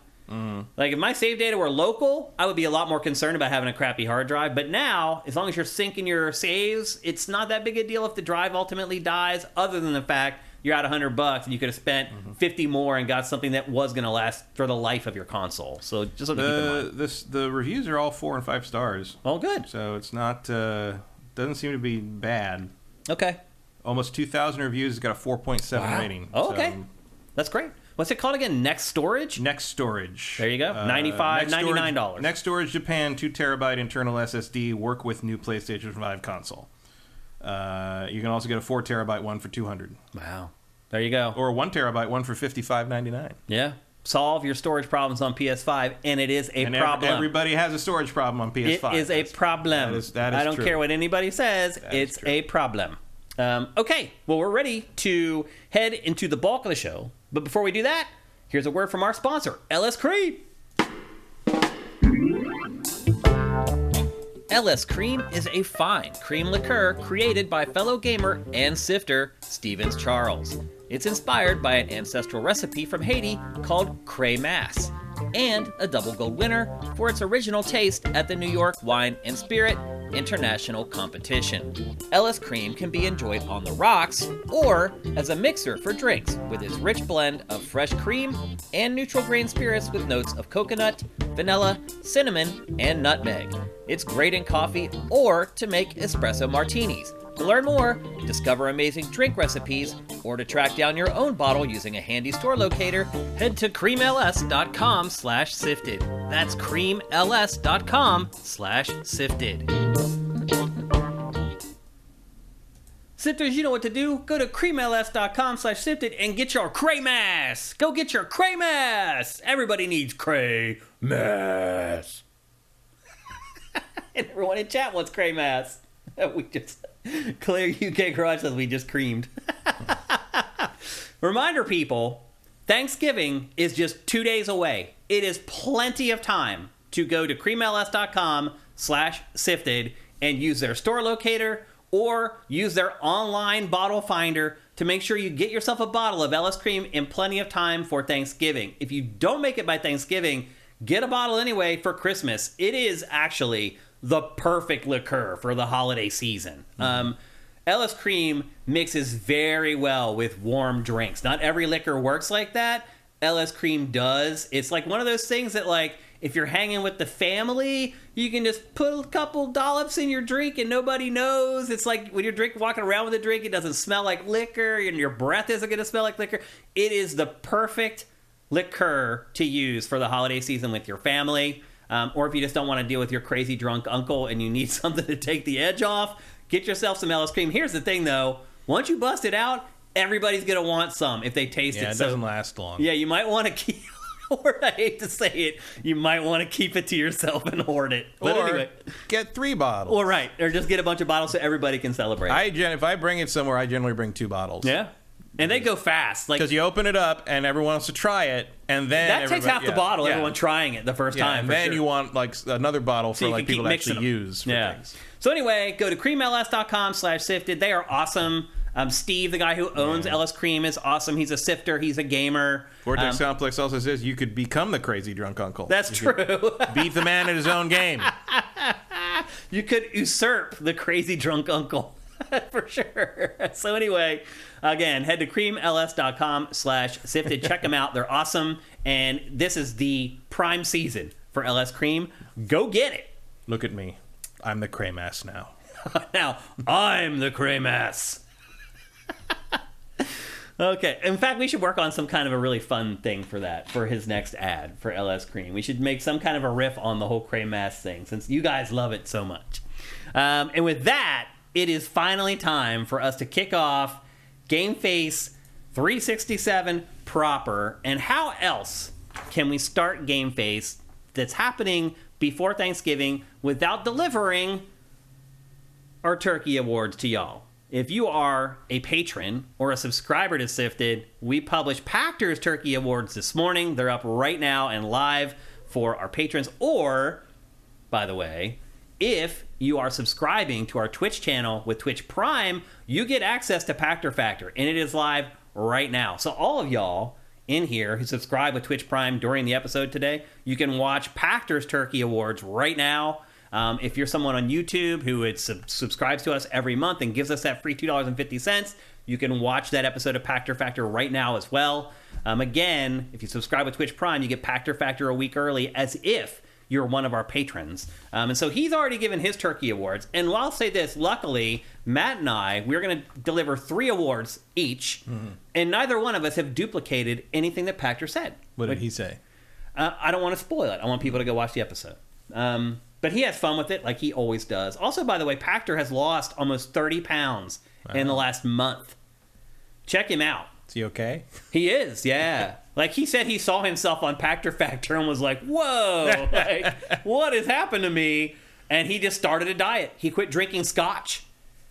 And that took out probably 1,000 calories a day. Who is he? What'd you say? Who is he without scotch? I know. He doesn't know anymore. He's actually happier, I think. Yeah. It seems like to me. I mean, it's usually better to not be drunk all day. Yes. So he's lost like 30 pounds. You can tell in the latest round of Pactor Factor that he's cut some weight. So Getting in fighting shape. Yeah. Silk Snake says, I can't really think of any terrible games this year. I think he might be facetious. Oh, I think you blocked out some things. I think he definitely did. So anyway. Some of us still remember Wanted Dead. Yeah. So when you have a minute and you're a patron, or if you're a subscriber with Twitch Prime, go watch Pactor Factor's Turkey Awards. But this started on Invisible Walls on Game Trailers many, many moons ago. And we have kept it going here on GameFace for the 8 years or 9 years that we've been doing this show. So we're keeping it alive. We're keeping it alive as long as we can. Nolan Bozozone says Scotch has calories. Alcohol's sugar. Dude. Alcohol is basically just sugar. Liquor is one of the worst things you can drink if you're trying to watch calories. One little shot is what, like 500 or 600 calories or something insane? What do you think beer gut is? Yeah. I mean, the reason, because basically... It's inflammation, but like... I mean... Liquor is like sugar, just like simmered down till it's distilled sugar. Yeah, really, it is. It's really bad for you. Like alcohol, in particular, like hard alcohol, huge amounts of calories in each shot. Mm-hmm. So if you're minding your calories, it's the last thing that you want to be drinking for sure. Yeah, that's where a lot of calories you don't realize come from is both alcohol and just what soda, juice, drinks, milk, period, everything. Like just if you cut down to just water and 0 calorie stuff, you will see a difference. Oh yeah, like. Immediately. Like, you'll lose weight in the first, 2 weeks. So, okay. I always thought hard stuff was low carbs. No, it's not. I mean, beer is also high carb. I mean, it's a different thing. Yeah, there's more carbs in beer. Yeah, I mean, obviously a Guinness is going to have more carbs than a shot of whiskey, but it's still... But the calories... Alcohol, by definition, is high calorie, high sugar, carbs. So anyway, as I said, we have 3 Turkey Awards apiece. And Matt, you're going to lead off. What is your first Turkey Award for 2023? Layoffs. Layoffs? This industry has made something like $40 billion this year. I believe that's the number I saw yesterday. And we're still laying people off. Yeah. And we're still claiming we can't afford to keep these people while we pay these CEOs obscene amounts of money. And bonuses on top of that. Look at all the people got extra rich already that were already rich off of the Activision acquisition. Yeah. Those people deserve any of that shit? No. No. I mean, a lot of people got rich off the pandemic because rich people could afford to buy stocks when they bottomed out. And so rich people bought just tons of stock when they hit rock bottom. And now they've all made just millions, because it's all rebounded. It's all gone back. It's all rebounded and gone higher than it was before the pandemic at this point. Mm-hmm. And those people have just made... It's just another example of in capitalism how the rich easily get richer while the rest of us keep struggling to make ends meet. But kind of specific. I did say when you asked for the turkeys, I said if you also want to say layoffs, I'll just go specifically BioWare. Because BioWare's layoffs were most irritating to me, in part because I knew some of those people, and partly because I mean, you can tell it's bad because several of them are suing in response because they did it so poorly, but also because it's like I just there are very few other examples of poorer management in the history of the industry than how EA has handled BioWare. And BioWare for both of us is personal. Yeah, this is a studio that both of us love. For sure. The Mass Effect, if you really try to nail me down on things, I will probably call the Mass Effect trilogy either my favorite or one of my top 3 things of all time. Mm-hmm. Just straight up. Yeah.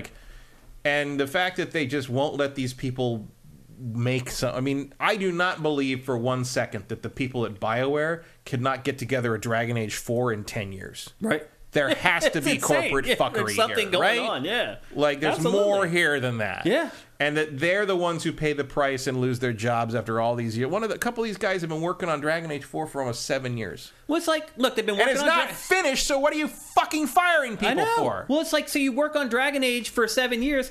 And now they're showing us Mass Effect. We're not getting... It's going to be a 10-year development cycle for Mass Effect. Why are you laying people off? You need more people. Right. And a bunch of those people... don't have to wait 10 years to play 20-year games. And a bunch of those people were like QA, and it's just aren't you going to need them to make sure your game isn't trash? Because you're supposed to release that next year. You're supposed to release this year and the year before. It's just astounding to me. It's just, it's just emblematic. I mean, all the layoffs are. I mean, there's been thousands and thousands of people lost their jobs in this industry this year for reasons that no one really understands. And it gets, there's other stuff with other companies that are doing similarly stupid things. It's but BioWare was the one that stands out to me. I've worked at bloated places before. Yeah. Where you go to work every day and you're getting in early and you're staying late, and there's these people that roll in at like 10 or 11 o'clock. They sit in their office all day. They maybe go to one meeting or get on one phone call, and then they leave at like 3 or 4 o'clock. Like, we've all been in jobs where you're like, okay, some of these people don't need to be here and have jobs. That is not the case with game development. No. That is and never. some of those people go on to have better jobs than everyone else, and you're like, what is going on? No, most of those people do. Yeah. Because they've learned to insulate themselves so that they're never at risk. Those people have learned how to navigate jobs. Right. They figured out the thing was like, oh, you're actually kind of bad at this, but you're dependable. Yeah. Like, it's Well, like... it's not even that you're dependable. You never stick your neck out. You never do anything dangerous or you do the thing, groundbreaking. and it's good enough. Yeah. Those people tend to keep their jobs. Yeah, the people that are really good or really bad are the ones that get looked at. Yeah, when it comes to because you're the ones you're taking the risk. You may have done something that cost the company some money that didn't work out well, but the next time it did work out. Or you might be threatening to someone up there. That sometimes these people just like to snuff out some lights. Yeah, that's true.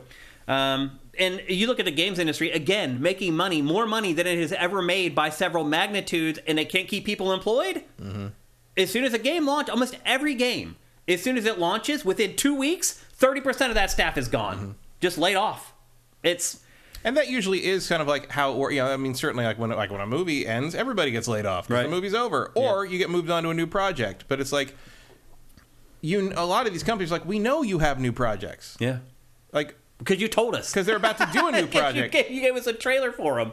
Yeah. There just seems to be a better way to do that. And, you can, and there's like a lot of some of the people that got laid up at BioWare were basically what you'd call probably permalancers. They weren't quote unquote full-time employees, but they'd been freelancing full-time for them for like years, like half a decade. And it's like, they just didn't want to give them benefits. Well, I mean, to be fair, a lot of them were in Canada and they already had benefits. Yeah. Because they don't need them. Canada's a civilized country. But like, things like that, or like where you fire all the long-term people because they get paid more so you can hire younger kids who don't cost as much. Yeah. That's most typical. Yeah, that happens a lot. Like, because gone are the days when somebody stay with a company forever because the companies won't allow it. If you can make it 5 years at a company anymore, I don't know how you did it. Well done. Seriously, you're that person who was coming into work at 10 and leaving at 3 o'clock. You see the looks on the faces of the kids, like the 20-somethings I work with on shooting short films and stuff. I tell them that I worked at G4 for 12 years. Yeah. And they're like, they can't fathom the idea. They're like, I'm only 19. It's funny. Yeah, like I worked at one place longer than you have memories. Yeah, it's true. That's funny. But that's a good one, Matt. Like, I actually let Matt pick all 3 of his. This would have been one of mine. And it kind of is. We'll get to that in a little bit. But I kind of approach it from a different angle. But that's Matt's first pick for the Turkey Awards, the layoffs at BioWare and other studios as well. It's not just in general laying so many people off in a year where everybody's doing really well otherwise. Yeah. It's just it's a little obvious. Yeah. You're supposed to hide that shit a little better. You're supposed to come up with better reasons than like, fuck it, Bobby needs his new yacht. Yeah. They don't even try anymore. Hashtag capitalism. Yeah. My first Turkey Award. Late stage capitalism. What if I told you this is mid-stage capitalism? Right. And it can get way worse than this. It can. Yep, absolutely. Buckle up. Yep. My first turkey for 2023 in the games industry is the return of the horrible licensed game. We already talked about this a little bit in housekeeping. I was talking about Game Mill, how it just released that god-awful The Walking Dead game. Well, it also released this god-awful Kong Skull Island game just a few weeks ago. This publisher also, by the way, Matt, published Nickelodeon All-Star Brawl, which we talked about last week, which is basically just like a shovelware Smash Brothers clone, but definitely better than these 2 games. But there was a long time there where, like, first of all, if you go back to the early aughts, pretty much every licensed game was abysmal. Pretty much all of them. They all were. And then we went through this grace period of like 10 or 15 years where people stopped paying for the license and making bad games. And some of the bigger boys started making licensed games, like the Spider-Man games on PlayStation. Ubisoft has been pretty smart licensing some stuff for its games. Some of that was the realization that the IP can handle itself and you don't need to make a deadline of a movie or something to put something, it doesn't matter when the Batman game comes out. Right. as long as it's a good Batman game. As long as it's good. That's what matters more than anything. And for a long time, it seemed, it's not like bad games went away. Yeah. But it was rare to see an IP of any note be part of something like this shovelware stuff, because I think for a while, like, it was too pricey to do, like, and people who held these licenses were not willing to gamble them on low quality games. But something, I don't know how Game Mill got their hands on the Kong and I mean, it's not like Kong's an active thing right now. Like they're still making films, there's an Apple TV show right now in the MonsterVerse, which is they have a poor employee licensing the stuff. That's what it is. And that's what it comes down to. Whoever has that license, the person who licenses that stuff is bad at their job. And it's just like, what's going on? They don't understand games. They don't understand publishers to work with, studios to work with. I mean, it's not the first bad Walking Dead game, obviously, but like, this is on a level that you just. I mean, this is the worst. It's just shocking to see it, and like the fact that nobody moves in the cutscenes and things like that. It's also, if you really want a Walking Dead game of this nature, just go play State of Decay 2. Pretty much. Like that's the Walking Dead. It's also on Game Pass. Yeah, where you can play it for a few pennies a month. But this has gone away until this year. And it's not even that, like, okay, these are really bad games based on licenses. We'll sell it for $15 or $20. That I'm okay with. I don't care that much about. These games are like $40, $50, $60. And that's where they start stepping over the line. There's always going to be bad games. And there will probably always be bad games based on IP. But they're trying to pass the IP costs on to the player with these games by making them $40, $50, $60. And so to see these games come back, because what happens is you have fans of this stuff that don't know games all that well. And they're like, oh my God, there's a new Walking Dead game. And they just go buy it. They don't watch GameFace. I mean, that was always the strategy with licensed games. It's like, oh, people the uninformed anyway. Consumer. Yeah. But like, I think it's interesting to see this now because that kind of paranoia would have gone away. Because usually a licensed game was pretty good. And, the worst you're going to end up with was like Avengers. Right. Yep. But then like the idea. Then THQ happened. Right. Like, I'm thinking that like basically you can only get away with this for like a year. You'd think. So. Like, because people are going to know better after a while. It's not like people went around and made Legend of Black Tiger a big hit. This is just that same level of quality, but with a name you recognize. Yeah, it's again, it's something that I hadn't seen for a long time, and to have it happen in rapid succession here in 2023 kind of caught me off guard. And again, what really trips the trigger is the pricing. Meanwhile, they're not all terrible. There's still RoboCop. Yeah, which looked like it was gonna be a terrible license game. It sure felt like it was gonna be part of this trend, but it wasn't. It wasn't. Yeah, it bucked the trend. I never played that Hellboy game. I don't know if that was good. That is also a bad license game. Mm-hmm. That game also is not good at all. Yeah, we're starting to see it again. It's starting to happen again. It's a shame. I don't know why it's happening in 2023 because, again, to your point, Kong is an active license. Like, I'm guessing Game Mill spent a good amount of money for that license, which is why they're charging exorbitant amounts of money for the game, is my guess. So, anyway, I hope this isn't a trend that continues, but it's definitely a trend in 2023. Well, I mean, the Kong game was made in, like 8 months, they said? Yeah, they said 12 months. Yeah. By a team of like 15 dudes. And my guess is that Walking Dead game probably wasn't made...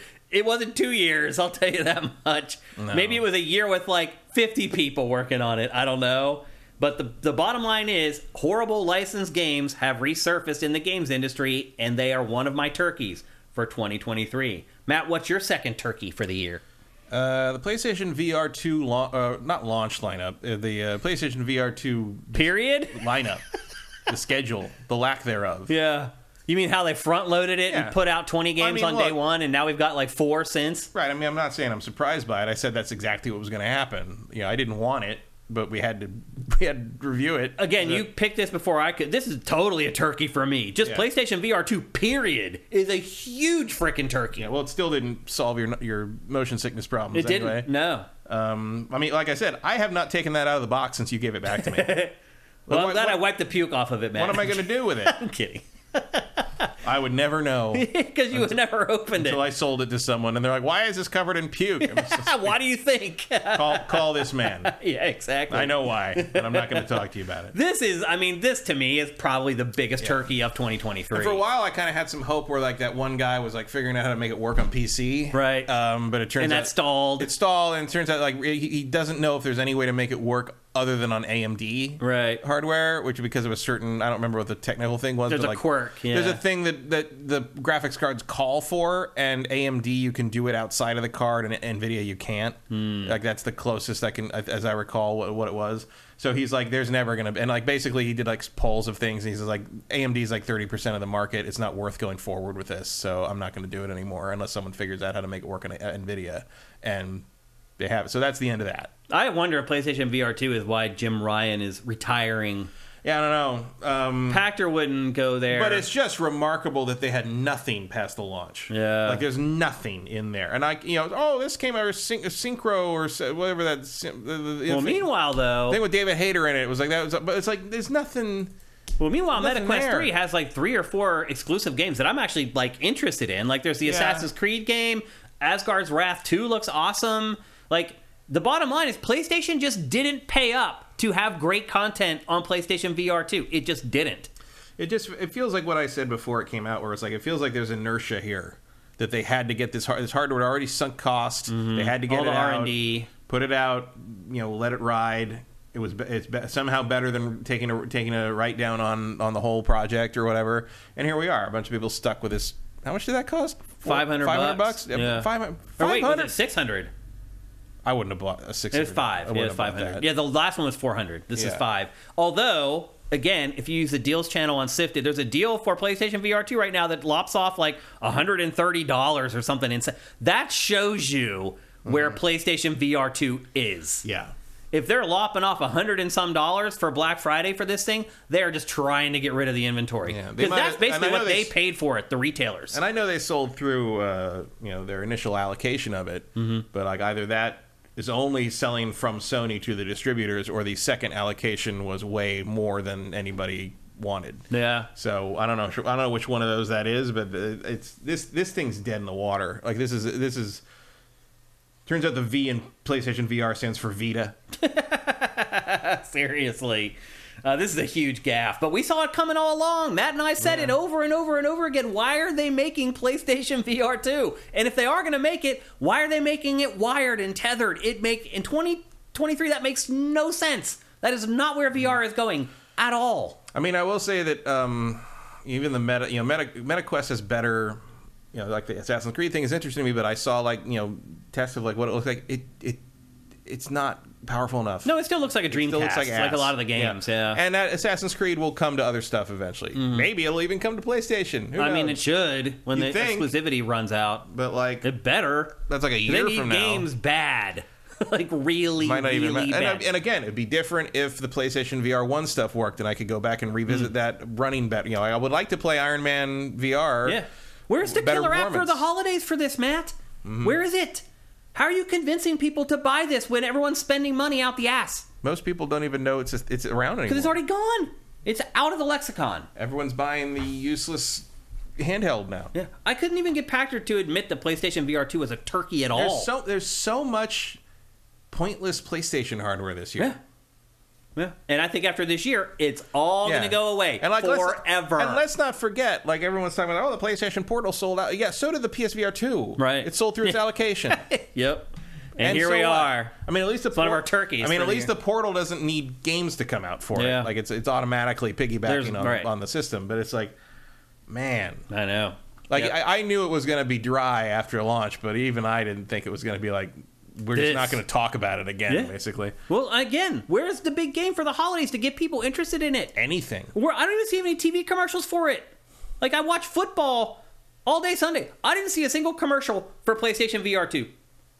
Not one. No. It's like they just gave up. I don't know. Again, it feels a little bit like this was Jim Ryan's baby. And it's out there. He accomplished it. And then literally like 3 months later, he's like, I'm retiring. Like, I don't know. It seems like a little bit too convenient that those things are lining up, but I could be totally wrong. It could be completely unrelated. It just seems a little odd. So that's Matt's second turkey for 2023. My second turkey, and I'm just going to pile on here right now on PlayStation. My second turkey for 2023 is the pathetic first-party output from PlayStation. Like, I don't know how many more times I need to bang this drum that PlayStation is the market leader, and it put out one exclusive game for its platform this year. Does anyone else hear this? Hello? Click, click, click. Is this mic on? They had one damn game for the whole year. That's pathetic. PlayStation is the leader. It's not leading. It's following. It is getting lapped. It got beat by Xbox. I never thought that day would come. Wasn't there another thing that came out earlier this year that I didn't care about that was exclusive? Not that I'm aware of. No? Sometimes those things are also on PC and I don't realize it. Maybe. But you had one big exclusive you had to look forward to all year. And yes, it did deliver, and it's great. And I love Marvel Spider-Man 2. It's one damn game. Oh, the Horizon expansion. That's not really the same thing. It was 15 hours. Like, you got 15 hours of exclusive entertainment out of your PlayStation 5 this year. That is... If there's a turkey, that's a frickin' turkey. I mean, I would never think of that just because I'm playing other stuff. The third-party stuff. I mean, I would... The fact that I still don't have room on my hard drive on that thing is at least something. Well, that's because I get to the end of games and I never want to delete them. I'm like, I have 2 more hours to finish this game. Like, I literally have like 6 games where I'm like an hour or 2 away from finishing them. Final Fantasy 16, but that wasn't first party. No. There aren't any. That's it. Yeah. It was a horrible year for PlayStation. And here's the thing. Looks like it wasn't because they sold like crazy. Right. Like, but here's the thing. Matter. It's going to be an awful year for software next year, too, it looks like. And last year wasn't amazing. They didn't put out like a few games at least. I don't know what happened, really. They seem to have kind of hit that thing that, well, not Microsoft didn't have the same thing because they just didn't have any developers for a long time other than the 3. But it feels like, because last year was a really good year for PlayStation exclusives. It feels like you've kind of hit this point where all the PlayStation first-party devs are like between project or on their new project. Hey, look, that is on the guy who leads the first-party studios. I don't know if Scott Rhodey still does that job. He's a good dude, but you can't have gaps like this where you have nothing. Like, again, it's crazy to me that it's the leader. But again, PlayStation's the leader. Well, again, you can have gaps like that because they are massively in first place. It doesn't matter. Like, people consider PlayStation to be video games. Like some do. Yeah. If they, I mean, because Switch is not competition really, because you're not playing the same stuff on them, and people just don't want an Xbox. It's crazy. Like, it really is crazy. Because also, if you talk to people, if you ask someone about things in terms of like kind of the exclusive versus what you can and can't play if you have a PlayStation or Xbox, a whole lot more people want to make sure they could play Spider-Man 2 than want to play Starfield. Apparently. So, I mean, that's really what it comes down to. Yeah. So, and like, and the general sentiment seems to back that up. I wonder how long that will hold if Xbox really starts getting their exclusives lineup out the door because next year. Next year for Xbox should be awesome. It should be, yeah. I mean, awesome. Like, there are so many games that should be done for next year for Xbox. And again, I'm looking down the pipe for PlayStation. I'm not seeing much. Well, we don't know anything about it. I mean, you could say the same about Nintendo, but there's clearly stuff in there we don't know about yet. I mean, we have games for Nintendo coming we know about games until June of next year. Yeah. That's where it stops. It stops at June. But we don't know anything about... After June, we don't know anything. We don't know anything about Sony next year really at all. No. I mean, other than all the games as a service stuff that we've talked about a bunch here on GameFace, but... It's just awful. Like, it's the industry leader, and this is the output that we're getting. Demand better, people. Ask for better. We should be getting more. We should be getting better. I think we do get better. We just don't get more. We don't get quantity, but I do think we get quality. Yeah. I mean, PlayStation's games, there's a reason why they have these gaps, because they spend 8 years making the damn games. But to me, huge turkey. Like, my PlayStation, for whatever reason, I've made PlayStation 5 my daily driver. I kind of regret it now. I mean, I don't. I don't use it as my daily driver. Yeah, your Xbox is your daily driver. Yeah, but I'm playing the same things I could play on a PlayStation. Do you ever play your PlayStation 5? Only when it's something that only is on PS4. Right. So did you play it like you played Final Fantasy 16 this? I played 16. I played this. I played the Yakuza games because that's just I prefer Yakuza games with a PlayStation controller because that's what they always were on. Right. Yeah. Small little Square stuff I do play on PlayStation because I associate it with the PlayStation controls for whatever reason. Yeah. That kind of thing. But yeah, I play the Xbox more just because most stuff or PC. I mean, obviously I play a lot of PC this year because add a new PC. I wish I had just chosen it because it has a bigger hard drive. Now, instead, here I am. I'm about to spend $150 on a hard drive expansion for my PlayStation 5. Yeah, I mean, early on, that was the main reason I went Xbox, because there was room on the fucking hard drive. Right, yeah. And that's still kind of true, but like now it's just sort of like most stuff performs a little better on Xbox. Just a little bit. Yeah. That's good enough for me to move over there. Yeah. So anyway, that doesn't seem to matter to most people, because I can afford to have both of them to play the different exclusives, but most people want to play, Last of Us and Ghost of Tsushima and Horizon and Spider-Man. Yeah. Which is, absolutely. Like, if I had to pick one or the other, I would almost certainly pick them, also because I could play the other stuff on PC. Mm-hmm. But yeah, next year if you're really gonna be staring down the barrel of Hellblade 2 and maybe Avowed, and who knows what else might be ready next year. We don't really Fable. I mean, Fable should be done. State of Decay should be close to be done. We're never seeing State of Decay again. What do you mean we're never seeing it again? I don't think we're going to see Fable next year. Really? I mean, I think we'll see it, but it's not coming out next year, I don't think. Seems like it should be ready. Probably should be, but I don't think it is. And then, I think we're going to get a Forza Horizon. It's time. It is due. Those are like clockwork. Yeah. So, I mean, that's a solid lineup, and for PlayStation, we don't really know anything. We know Last of Us 2, obviously. I think at least one of those games as a service should launch. Helldivers will launch. But that's also on PC. PC too. Yeah. It's but then so is Xbox stuff. So if it counts for Xbox, it should count for PlayStation. Yeah. But beyond that, like, I don't really know. I mean, a lot of the live service stuff, I don't even know what they are. We know they're a number. There's a list of them. There's a bunch of them coming, but we don't really know. I mean, we know Marathon, which is also on PC. Fair Games. But just Concord, maybe. I don't even think that's a game as a service. I don't know. Could be anything. Yeah. And like, you don't even know, what's Sucker Punch doing? Right. Ghost of Tsushima 2's in there somewhere. I mean, that probably will be shown off for the first time next year. Yeah. Be my guess. But it won't come out next year. Maybe we'll see a little bit of what Guerrilla's working on Sony for the next Horizon. That's not going to come through next year. Does it even exist? It does still exist. Or is it like a support company? That's part of what it does, but it also reportedly has pitched something that PlayStation has given the green light to. So we'll see. But I don't anticipate any production. Guerrilla either. Like, the next Horizon game is still years away. A couple years out. I don't know. Naughty Dog. Naughty Dog's clearly, I mean, this is a stall tactic, basically. Yeah. I mean, if Factions is still in play, that might happen, but I don't care about that. That might be the one game as a service that makes it out. I don't know. It's not looking good. So, anyway, one of my turkeys for 2023, the lack of exclusive first-party output from PlayStation's studios. Matt, what is your third and final turkey for 2023? Normally we don't go straight up different games in this, but I felt the need to go straight up game, because I'm not going to mention this in my worst of in the Game of the Year show, but I feel like the need to call it out, and that's Forza Motorsport. And I can understand why you would...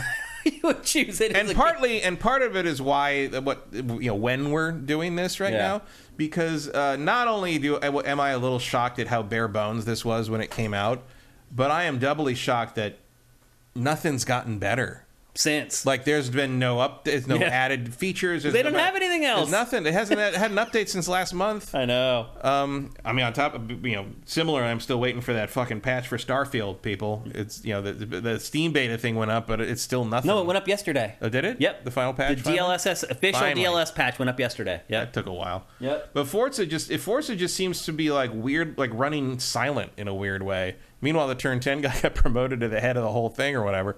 But I'm just surprised that there isn't more. Isn't that crazy that they promoted the guy who runs the studio that made this game that took them 6 years to release a half-assed game, and you put him as the head of all your studios? Yeah. That was a huge red flag to me. Maybe that's why it was like he was busy doing all this stuff already. Maybe. I hope, because otherwise. Like, what are you thinking there with that hire? But I mean, before this game, I would have said that dude's a good pick because he ran Turn 10 literally like a well-oiled machine, for a while, like a high-end race car. Like, they were putting stuff out every 2 years, and it was a banger every time. Yeah, and then he gave him 6 years, and what happened? It's really weird. I totally get why this is.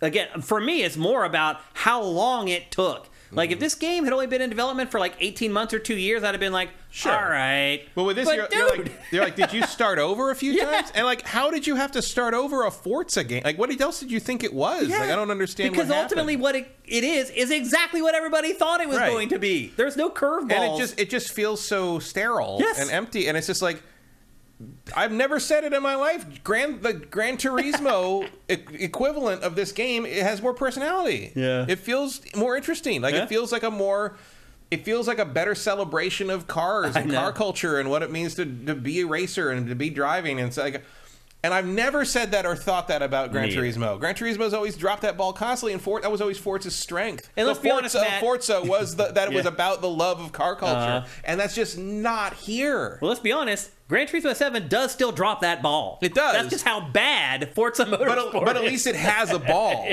to drop. Like, Forza didn't even bring the ball. Yeah. It's like it doesn't even know we play this sport with a ball. Yeah, Erebus Jones is like, I didn't hate Ford. We're not saying we hated it. Didn't hate it. It just, there's nothing to like. But it's just it's so meh.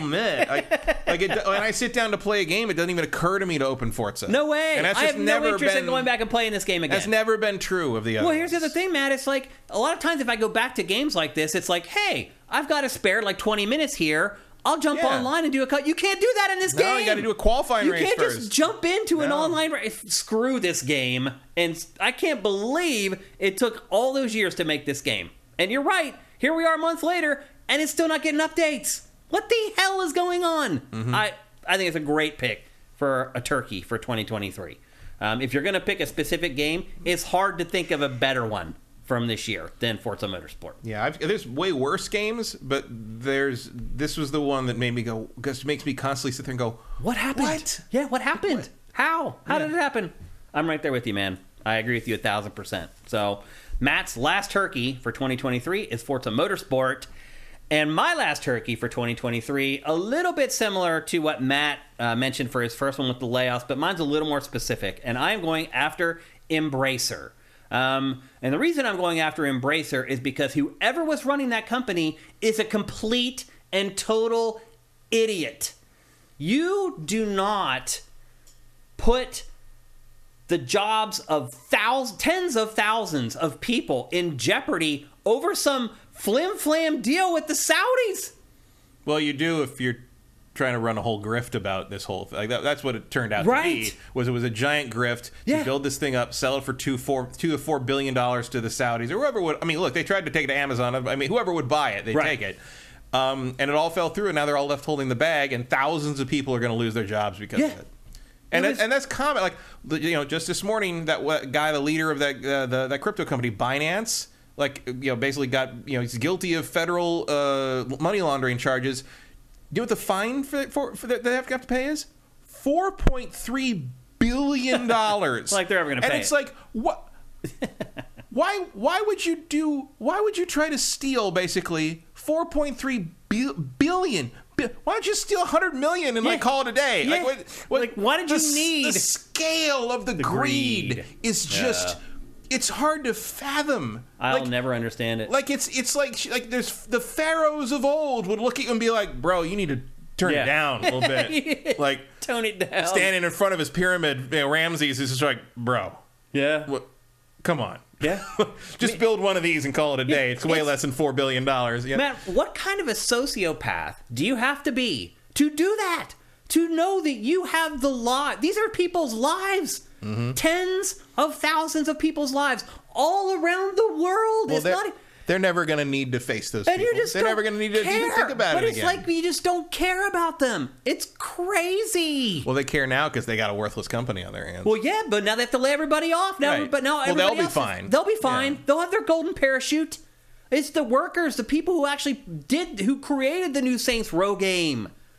The people who are working on the new Time Splitters game that everybody can't wait to see. Those are the people who are going to pay for this. It is crazy. Like, how does somebody... And when you liquidate all this stuff, God knows who ends up with I know. IPs. How do these people how are they not held criminally liable for doing this? This was a scam. Yeah. It was a scam that cost people their livelihoods. By the way, the company's called Embracer. Yeah. Like, this was not hard to pin down. Yeah. We knew what this was when it was happening. Yeah. We kept sitting here on the show and we're just like, Well, how is this happening? Why are they doing? Why do they? How do they acquire everything? You might as well just call it amoeba grift. Yeah, we were like, where's the LLC. money coming from? Mm-hmm. And it was coming from nowhere, apparently. Yeah, it was coming from borrowed time. Yeah. It was coming from, like, the idea was to build it up. I mean, they bought the Lord of the Rings, for God's sake. It's insane, Matt. These people own the Lord of the Rings. I know. It's so awful, man. Like, what they've done is just awful. So the CEO is not only an idiot, he's also a sociopath. Like, does not give a crap about anyone. It's just disgusting. And again, this is affecting people all around the globe. They bought so many studios, so much IP. It's just, the Abrams says Crystal Dynamics is effed. Yes. Yeah. They are effed. It's just... I mean, someone, when the time comes, someone would probably buy Crystal Dynamics off of them when they liquidate. The question is, are they going to last that long? Yeah. Will they last that long? Right. They could shutter the company before then. A lot of these companies could shutter before then. Yeah, that's part of the downsizing to, preserve the money that they're going to pay the people at the top. So these people have families. They're desperate. They lose their job. And remember, no one's replacing these companies. Right. Like, there are not other jobs to go to that are, like, equivalent to this. Like, They're Crystal just Dynamics would go away. Right. Volition has gone away. Yes. They're gone. Like, it's awful, man. the best you're looking at is the people that got fired trying to get together some kind of funding to form another company. And then they don't have Saints Row. They don't have their IP. They don't have the reputation. They don't have the recognizable name of Volition, because Volition's one of those old venerable companies that's always been around. Yep. Free Radical, another one. Time Splitters guys. Yep. They're gone. I mean, it's a travesty what's happened. And it's going to get worse, Matt. There's going to be more layoffs. There's going to be more studio closures. Oh, yeah. The Embracer when they thing can't find buyers for this stuff. The Embracer thing's going to keep sending shockwaves for years, maybe. Yes. It's insane. And they really, I guess, ultimately, because of the human element of it, they are my number one turkey for 2023. Mm-hmm. It's just the scale of what Embracer has done is almost unfathomable. It really is. It's hard to even understand the amount of people, because it's not even just the people that are working for it's their families, it's their kids, it's their spouses. It affects everyone. It's just awful.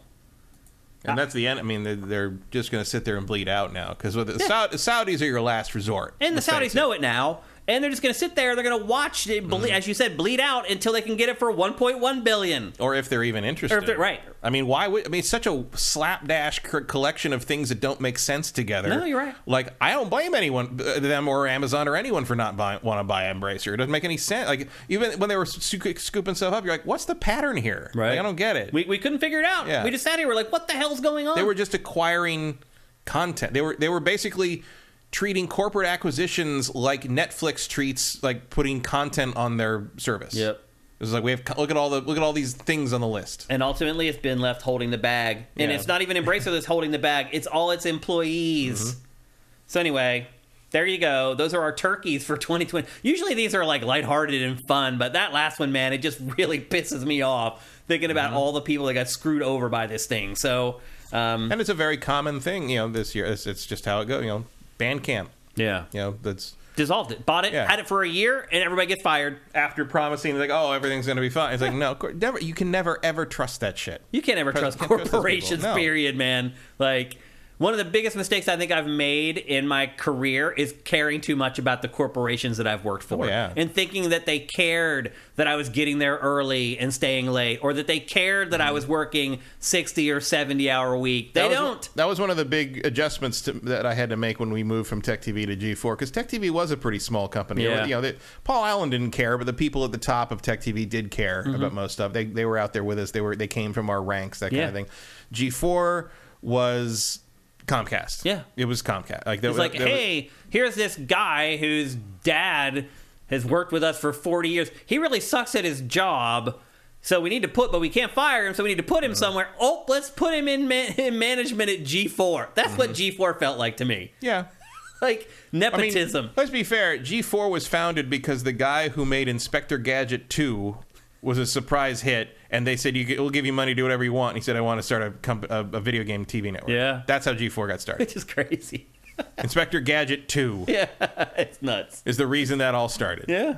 Yep. And why we had to move to LA. Because of it. How weird. If only we knew when we were seeing those stupid trailers for that stupid movie. Yep. So anyway, there you go. Those are our Turkey Awards for 2023, a tradition that I have been a part of now for, I don't know, like 15 years. It seems like I've been doing Turkey Awards around Thanksgiving. So hope you guys enjoyed them. It gives us a chance to kind of vent about the things that really pissed us off, at least until we do it again for our Game of the Year Awards. All right, next up, we're going to talk about a damn game, and that game is Super Mario RPG Remake for Switch.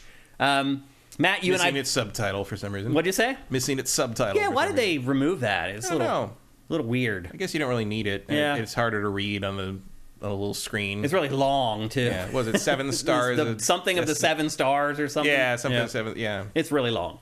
For our purposes, we're just going to call it Super Mario RPG. Both Matt and I played this on Super Nintendo when it released, how many years ago now? Was that 95? Yeah, so 28 years ago? Yeah, long time ago. Wow. It was great back then, but is it still great in 2023? That's the question. Still pretty good. Now, it is a remake, or is it? Yeah, it's a remake. Yeah. Full remake. There's nothing original in that thing. That's true. Yeah, everything's been done over from scratch. However, I've seen better remakes. Yeah. I'll say that. But they made this to kind of fit.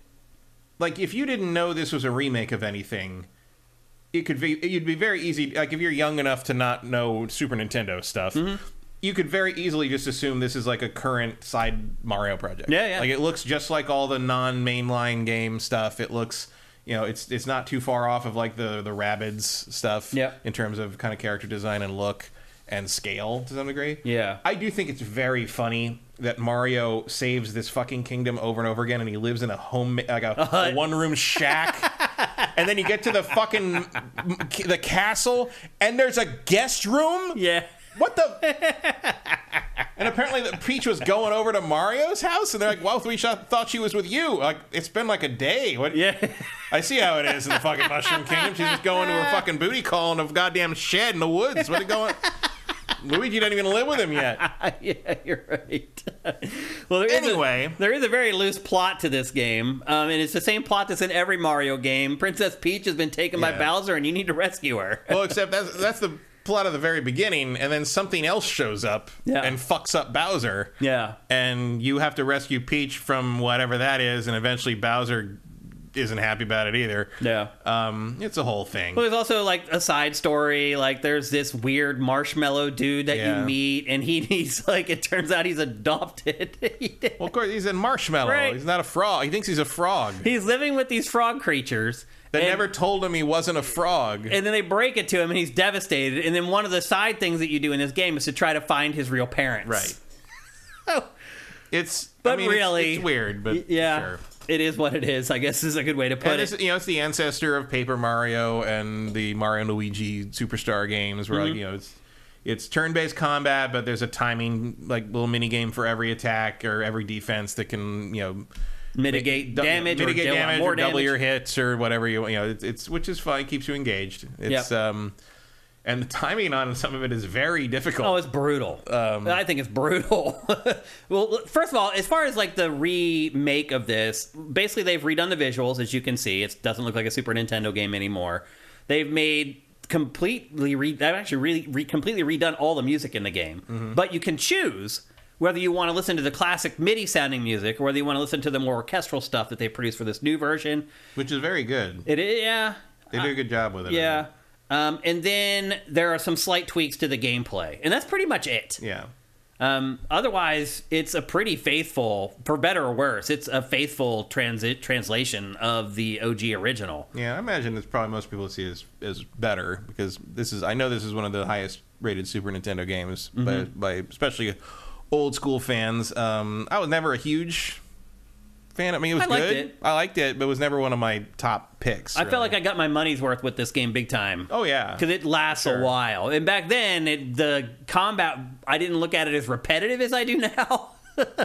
Like, when I played it back on the Super Nintendo, when I finished it, I was never like, oh, man, that kind of got grindy at the end, or that seemed really repetitive. Because that's just how everything was. But I got, 8 or 9 hours into this, and I was like, "Hoo boy, I don't know if I can fight the Goombas another time," because there just aren't that many enemies in the game.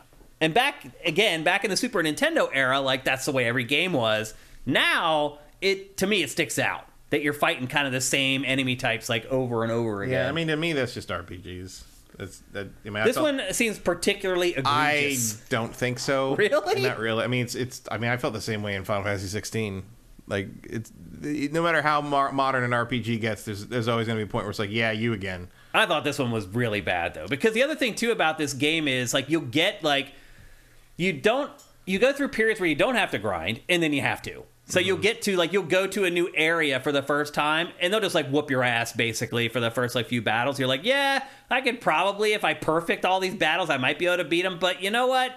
I'm just going to go back to the prior world that I played and all those enemies that I ran past because I was sick of fighting the same enemies over and over. I'm now going to go back. I'm going to bite the bullet. I'm going to fight those same damn enemies literally, like, 50 times in a row because I need to level up so that I don't get my ass kicked in the next world. Like, that was the problem, is that they force you to fight these same enemies over and over. It's like you go to a new area, it's like the first 10 fights, it's like, okay, that's fine, I'll fight Goombas 10 times in a row. But then you realize there's like 80 more of those fights. And so for me, I would just start running past them because you can pick and choose what battles, I mean, for the most part. You're supposed to run past them. So I would just run past them, but then you get to the next world, you're like, oh no, I needed to fight those guys because I needed to level up 1 or 2 more times to actually make it this next section of the game not annoying AF. And so I don't think I really ran into that too much. I did.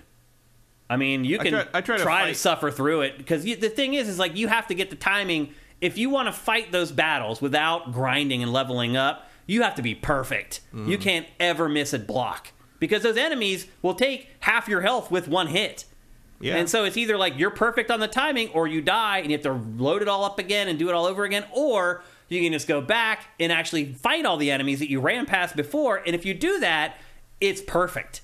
Like, this game is designed so that you need to fight every enemy. Yeah, I pretty much fight everyone in the area once, unless there's areas where I didn't. There's areas where they just infinitely respawn, and you can't get some of them caught they up do. in that. Yeah. Like, there's usually infinite respawning enemies in one section of each area so you can grind specifically. So you can grind. So you don't have to run all the way back if you don't want to. Which is why the spikies are infinite here. The spinies are infinite here in this area. There's I think few later there's those wolves are infinite. There's the weird frog things. Yeah, like, so they're there if you need them. But generally, I just go through and make sure I fight each thing I see once, and that seems to be enough. See, you're right. It is. But I got sick of fighting those same enemies way before I fought them all, and I just started running past them. And then you get to the next area, they're like, no, you need to go back and you need to fight all those guys. Otherwise, this next level is going to be a pain in your ass. And so I tried to fight through it the first time. I got so frustrated. I was like, screw it. I just went back and just grinded and leveled up. And then I went back to that area, and it still wasn't easy, but it was manageable. Yeah, the issue is, like, I'm pretty good at getting the blocks perfect, but, like, I'm much worse at getting the attacks perfect, and it just takes forever. Yeah, like, because you gotta. And the blocks are hard. And what's though. His name? Is it Mallow or whatever his name is? Mal is his name. Yeah, like, he doesn't do any fucking damage at all. Like, he's no help. You have to use magic. He's a magic caster. So if you use, like, his thunder spell, it wipes the map with him. But you can only use it, like, 4 times before you run out of your magic. And then you're right, he does, like, 1 hit point with his melee. You share FP. Yeah. So, and I just use him for healing, really, more than if I I use thunder on the bosses that are weak to it. So I do remember that well enough. But, like, it's just it's better when you get more characters. Yeah, it gets better the more characters that join you. But it also, again, as time goes on, it gets more repetitive. I find all the cutscenes to be framed too close. Yeah. Like, because they're using it, they're just doing the animation in the world, and they're framing the camera down in the actual game world, and I think it's not big enough to do wider shots, and it looks really weird to me. Yeah, the cutscenes also, I think, look bad. Like, I feel like this is like the visuals are better, obviously, than the Super Nintendo version, but it also feels like these cinematics are like CG from like 1998 or something. Yeah, like, well, I think most of them are in engine. Really? Yeah. This was higher quality models, but, like, they mostly look in engine to me. They're the exact same locations. I think those are CG. I don't think they are. I think they're in engine, recorded, and replayed.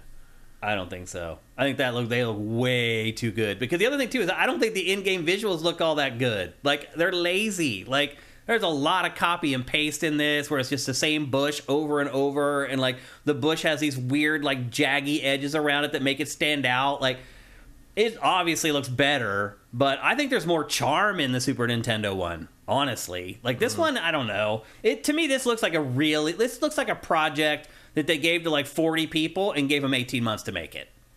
That's what I feel like playing this. And again, it is an improvement over the sprites from the Super Nintendo version, but I don't think this game looks good.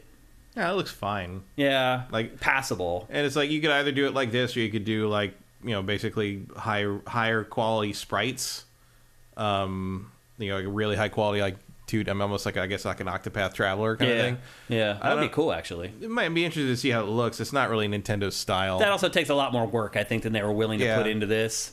Someone in chat requested that we really describe how the combat works. So it is it's a turn-based RPG, and as you can see, you take turns attacking, and you have a melee attack with each character, but then you also have special attacks. And the special attacks are governed by magic points, basically. And as Matt said, you share those magic points across your entire party, and they don't get replenished. I haven't even figured out, Matt, when they get replenished. Have you? They replenish based on when you level up, I think. Right. And you can get items that drop out of enemies that will replenish some. Yep. And like honey or something. Those are inventory items, but they can drop, like the way they drop the thing that brings your health back. You mean up mid-battle? Mid-battle. Yeah. And then if you can find flowers in treasure chests and blocks that are instantly restore some of it. Yeah. I struggled trying to anticipate. So you're in a battle, and you're like, oh, I only have 5 magic points left. I don't know when they're going to be replenished. Mm-hmm. Should I use my magic attack? Should I not? No, you should not. Yeah, you're right. Normally, you should not. This is a classic RPG. You use magic attacks when you are either completely outmatched or when you're fighting a boss. That is it. Yeah, that's pretty much when I use it. So anyway, you take turns fighting back and forth, but when you attack or when you are attacked, there's this window where you hit the attack button. So in the middle of your attack, if you tap it again, you'll do like a super attack. If an enemy is attacking you and you tap the attack button at the right time as the attack lands, you can put up a shield where it will do no damage, or if your timing's a little bit off, it scales as far as how much hit points you lose. If you completely miss the block, even some rank and file enemies will take like half your health with landing one attack. Oh, yeah, some of them, even early on, like you can die in 2 or 3 hits. Like the bees in this, like the timing, and the other thing too is the timing. The blocking is, I think it's hard. I'm surprised that you think the blocking is easier, because they'll juke. Like the enemy will jump in and you'll hit the attack button and they'll pause and then they'll wait to do it, or the battle will start. And before you're even like looking at the screen, like it'll fire a projectile across the screen and take half of your health, like before you even notice that it's happening. Like, I'm pretty good at reacting to that. It's the figuring out. It's remembering the timing for every different attack that I've dealt with. Because each enemy will have like 2 or 3 different attacks. Enemy attacks are easy. It's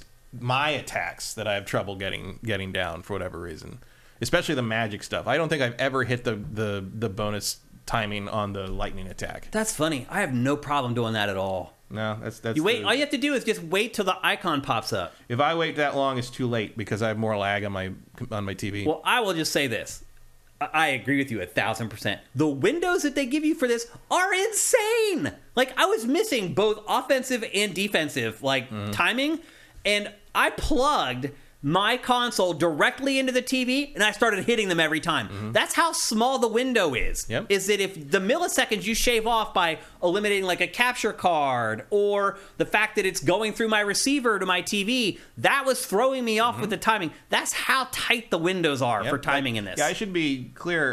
When I'm hitting the timing on this, I am not looking at the visual, like the yellow burst with the exclamation point. That's your timing note. Yeah. You wait for that at least on my TV. You wait for that. It's too late. Yeah. So I'm just learning where it is and hitting it, and I have an easier time of learning where the defense is rather than the attack. I would like to watch a young person play this and see if they're able to hit the timing on this stuff. I found it very surprisingly difficult, and more difficult than I remembered from the Super Nintendo game too.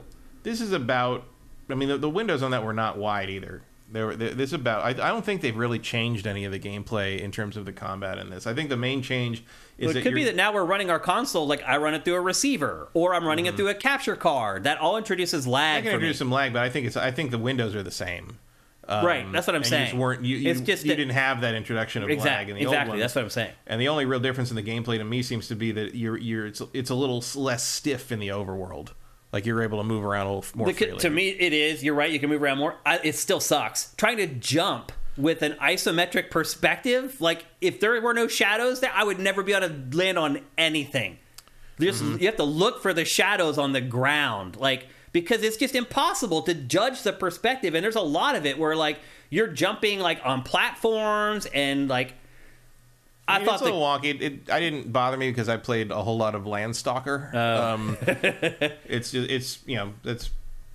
There was an era where you just had to do that. It's hard to jump in Alundra. 3D space Like, with an isometric camera. It was a hard. I mean, you got to use the shadows. Yeah, that's the only thing, and it sucks. Yeah, but that's the game. They didn't really change much about the game. That's what I'm getting at. Is like there is some stuff that they could have improved in this game that they did not. Yeah, but I mean, it's pretty much how it is. Like it's same. My issue with movement was like constantly I'd be like, okay, I want to go fight that enemy, and then the enemy would see me and run at me, and then we'd miss each other. Yeah, they run past you. Yeah. I'm like, no, I want to fight. Come back here. Come back here.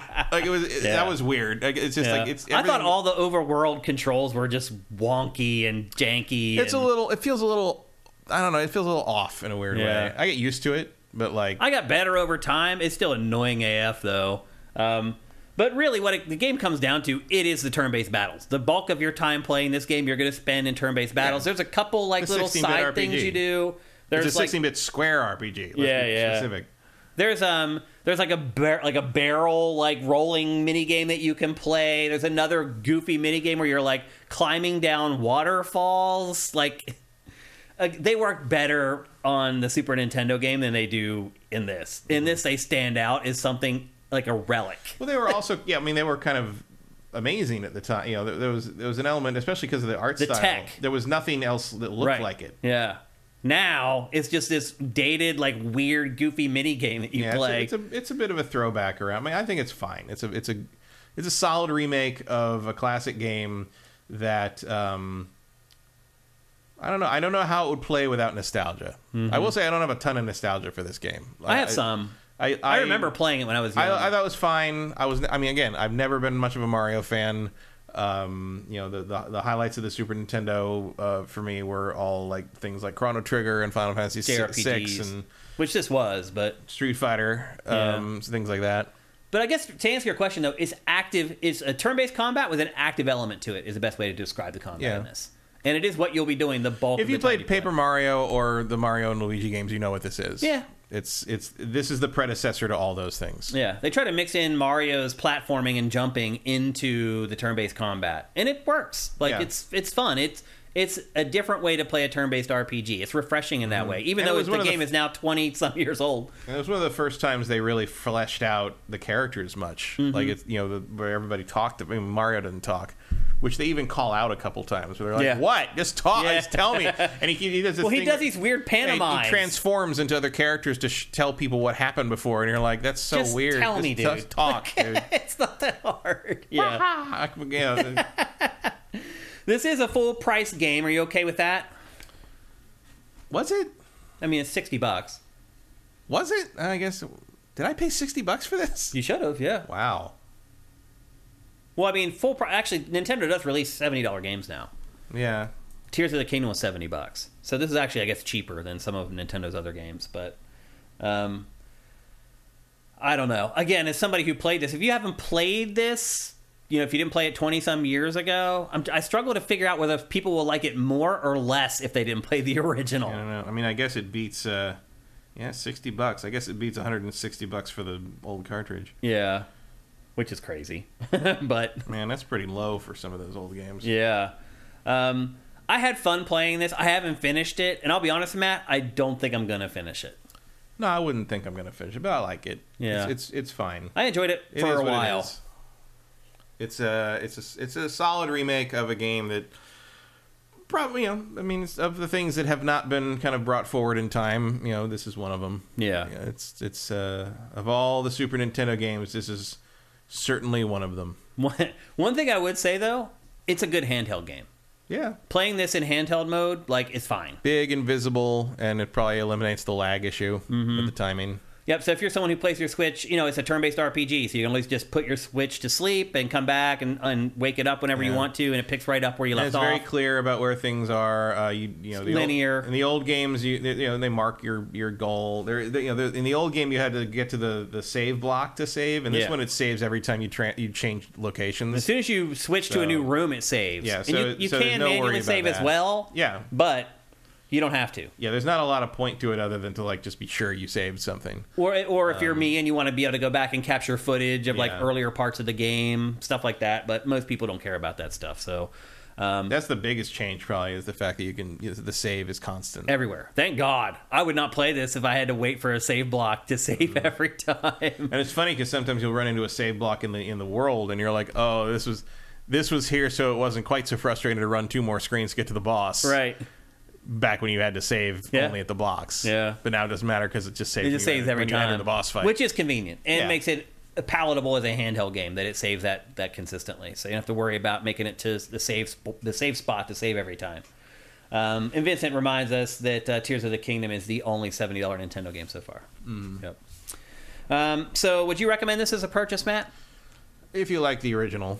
Yeah. And feel like playing it again. What if you're a total noob and you had never even heard of Super Mario RPG before this? I don't know. I mean, it's probably worth playing from a historical point of view, but I think if you'd rather just go play Paper Mario or one of the Mario and Luigi's, those are. Do you think they're better? Available. I do think most of them are better. I think they probably are too. Thousand Year Door is definitely better than this. Yeah. Agreed. Even the more recent ones, I think, are probably a little bit better. Yeah. Sticker Star was pretty good. I didn't like Sticker Star at all. I think it's the worst one of these they've ever done. Really? It just missed the appeal to me. It got too into the sticker gimmick and didn't deliver the RPG for me. But I would say Bowser's Inside Story is better than this. Yeah. Longer too. Yeah. But I did enjoy the time that I spent with it. Again, I don't think I'm going to go back and make sure that I finish I don't like the jump is on the B button. Me either. I want it over here. Yeah, well, because all the other games have trained you for it to be over there on Switch. So there you go. That Super Mario RPG remake for Switch. I guess I'm not giving it a thumbs up. I'm kind of in the middle. I like it fine. I think it's a decent time waster. I think you know if you want this or not. Probably. Once you know how the battle system works, which is why I think that Abram wanted more clarification on how it worked. But if you know how it works going in and you're still interested in it, then it's plenty long enough. You're not going to feel like you got ripped off. No. But I don't know, if you want a Mario fix, I think just get Mario Wonder. Yeah, definitely. I mean, that's really the hardest problem for this game, is that the comp right now is Super Mario Brothers Wonder, which is sublime. So I feel like a lot of families are we'll buy one Mario game this holiday season, and I would wholeheartedly recommend that if you are that family that is going to buy one Mario game this holiday season, that you do buy Super Mario Brothers Wonder and do not buy this. That is one thing I will say definitively, is that I would recommend you buy Mario Brothers Wonder instead of this. Obviously, 2 entirely different games, but still, I think a lot of people are going to maybe make that decision here over the next 6 weeks or so as we get close to the holidays. So there you go, the Super Mario RPG, kind of lukewarm from both of us, but I think, Matt, you enjoyed it maybe a little bit more than I did. Yeah. All right, let's move on. We're going to talk next about another kind of spin-off that is kind of like the base game, but also not like the base game. And that is Persona 5 Tactica. It is a turn-based strategy RPG set in the Persona 5 universe. So you still get all the same characters that you know and love from Persona 5. In fact, you get pretty much all the stuff that you love from Persona 5. You get the crew, the characters, you get the aesthetic. And let me just get the B-roll running here so you can see what I'm talking about. You get the aesthetic as far as how the menus work, the user interface, all of that stuff is basically just pulled over from the base Persona 5. Now, this game takes place at some point between the ending of the base Persona 5 and Persona 5 Strikers. This is the 6th spin-off of Persona 5 at this point, Matt? It's really crazy. It's hard to keep track of it all. And it's hard to keep track of how does all this stuff fall together? I do think this will be the last Persona 5 game, though. With any luck. I think this is the final piece of the puzzle. I am done with... Persona 5 was plenty for me. in its vanilla form. I didn't need any more Persona 5 after 100 hours of that. I think I've played 80 hours of it or something ridiculous.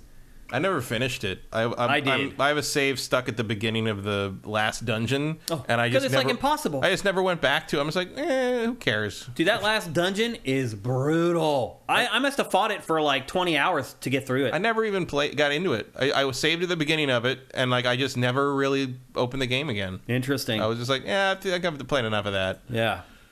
Well, as I said, I like this thing. It's like, fuck you. Like, yeah. why would I want to like?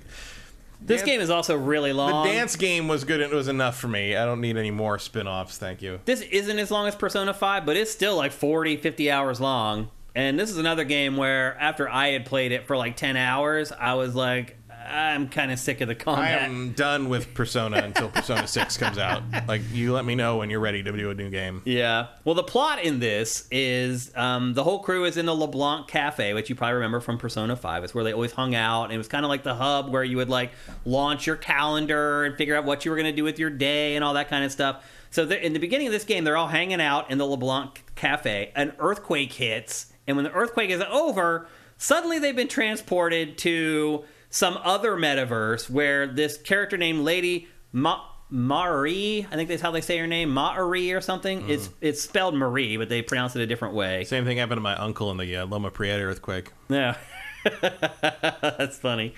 But they end up in this metaverse. It's ruled by this Lady Marie, and she's kind of like a straight up like fascist like dictator or whatever. All the other people who are living in the metaverse with her hate her. And there's this like rebel uprising that's trying to overthrow her. And her entire goal in life, Matt, is to have the ultimate wedding. All right. That is Lady Marie's goal in life, is to have the ultimate wedding. And so you end up in this world with her. You get in a little bit of a scrap with her. And she brainwashes the vast majority of the Phantom Thieves to be on her side. However, you and Morgana are the two that aren't affected by it. And so it's your job then to basically save your friends, the Phantom Thieves. But you also run into this brand new character named Irina. And she is the leader of the resistance in this other metaverse. So you team up with her. She's going to help you save the other members of the Phantom of the Phantom Thieves. And then you're going to help her topple Lady Marie. So it's a symbiotic relationship. You're doing something for her, she's doing something for you, and you team up, and she becomes a part of your party and becomes a fighter in your party. She is a magic caster. And you obviously, also like Persona 5, you only get guns in this game, and you can only level up the guns. But the guns don't actually level up, you just buy new ones.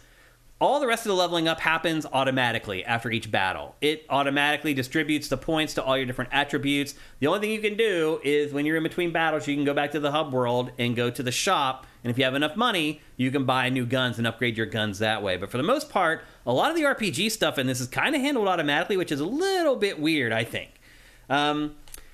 So you have 3 characters in your squad. So you have 3 characters fighting in your party at a time, and as you can see here in the B-roll, you're fighting on grid-based maps. They're squares, they're not hexagons, which makes them a little bit more simple. In this game in general, if you played Persona 5, this is way more simple in like myriad ways. In almost every conceivable way, it's a more simple, more stripped-down game than what you had in Persona 5. So you have 3 character squads on the grid-based maps. There are over 100 personas in the game, and while not 100% accurate, for the most part, the personas, which is the Pokemon element of Persona, there's these mystical creatures that you can control and use in battle. For most of the characters in the game, they represent the magic casting. Now, magic casters all have magic spells, plus they can also use Persona as well. But for most of the characters in the game, if you want to cast magic, you're going to do it through your personas. And as I said, there's 100 different personas in the game. However, they have simplified the personas as well. So each persona only has 2 different abilities, but they really only have one. You can only get the second one if you go to the Velvet Room, where you can sort of fuse your own. And again, the Velvet Room is in this as well, which was a place in Persona 5 where you went to do the same thing, basically, just fuse your personas. And so that will give, if you fuse them, that will give them their second ability for each of the different personas in the game. Now, to make good for that, they give each character the ability to have 2 personas. So ultimately, you got to have a max of 4 magic spells for each melee character, and then even more magic spells than that if you're talking about the magic casters in the game. So again, they've simplified most of it. Everything has less in this game, which I don't know what the idea behind that is. I don't know if they're maybe trying to reach a younger audience with Tactica. I mean, if you look at the visuals, obviously you can see that they're kind of chibi. All the characters have gigantic heads with like small skinny bodies, and I don't know if that's Atlus's like dog whistle for younger kids. I don't know. But the look skews a little bit younger, and the design of the game skews a little bit younger as well. And I would also argue that the difficulty in this game skews way younger. I found this game to be really, really easy. But is Mara in the game? What'd you say? But is Mara in the game? Which one's Mara? Mara is the giant penis in a chariot persona. I haven't seen that yet. Okay. But again, I've only played like 8 or 9 hours of this. I have not finished or come anywhere near. Mara's usually pretty deep into the game. Oh, okay. That's true. No pun intended. No. Persona's a weird thing to try to make kid-friendly. It really is. It really is. And then instead of each party member leveling up individually, there's a team level instead of each character. And that team level also provides a level cap for persona fusions and your basic stats. Each mission you go out on, you choose your party before you go out, and then you go out and each map is literally like, I don't even know, like a quarter the size of a city block. Like they're small. And most of the objectives in each one of them is just kill all the enemies. And most of the missions have 8 enemies in them. So you can do some simple math there and figure out that each mission lasts like 8 to 10 minutes roughly. Some of the other objectives are like, hey, get to this zone in the map before the enemies catch up to you, that type of stuff. But for the most part, most mission objectives are just kill all the enemies in this little tiny map that you're on. And again, there's only like 8 of them in each mission, so it doesn't take very long to do it. And as you're also seeing here, cover is a huge part of the game. So if you're fully covered, you take no damage.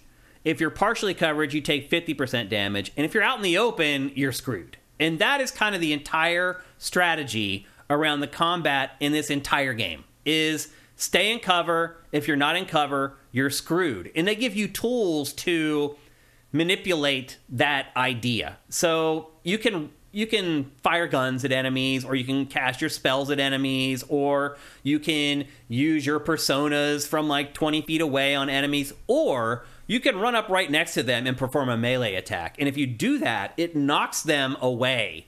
And you can be strategic with it. So if you knock them into an obstacle, it does more damage to them. So the direction that you approach them matters, because if you approach them from one side, you may be able to melee them into a wall and do a ton of damage. Now, what's most important about this melee attack is that it just knocks them out of cover.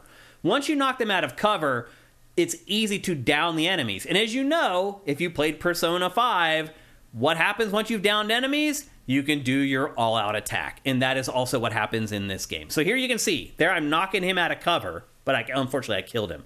But once you knock him out of cover, then it sets him up to down him, and then do your all-out attack where you and your whole team kind of team up on these over-the-top awesome attacks. And that is pretty much the crux of the entire combat in this game.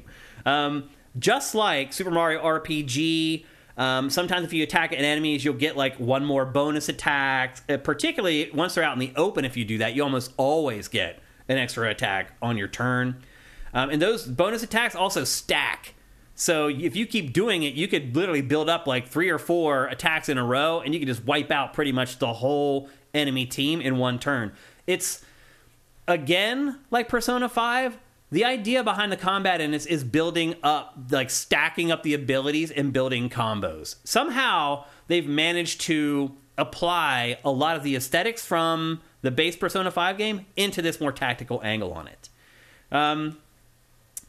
What else is there to say about this? You can rewind and erase your turns. So if you screw up, and again, I think that's something else that makes it kid-friendly.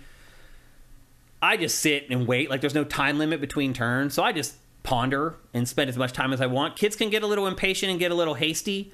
So if you do make a turn that you want to take back, you can. You just hit start and go to the menu, and you can erase a turn and start over again. But ultimately, as I said, this game is too easy. And the reason it is too easy is because of the cover system. It's not hard to make sure you're in full cover at all times. And the game is also very generous when you're in full cover of making sure you can still attack enemies that appear to be in full cover. So an enemy will be right behind a block, and you're like, oh, I can't hit him. But when you actually pull out the gun and try to shoot him, it will allow you to shoot him. So between that, making it easy to block, and then just the mechanics overall of not being all that complicated, really all you're doing is trying to get the enemies out into the open and away from cover. And once you do that, they're just sitting ducks, and they're easy to take out. And that's pretty much the strategy that you follow through this entire game. And not much changes. My biggest complaint about this is that, like, playing it at 8 hours was hardly any different from playing it the first hour. Like, it doesn't scale well. Like, instead of scaling the game so that it introduces, like, new abilities and new techniques to consider for your strategy, they just give more hit points to the enemies.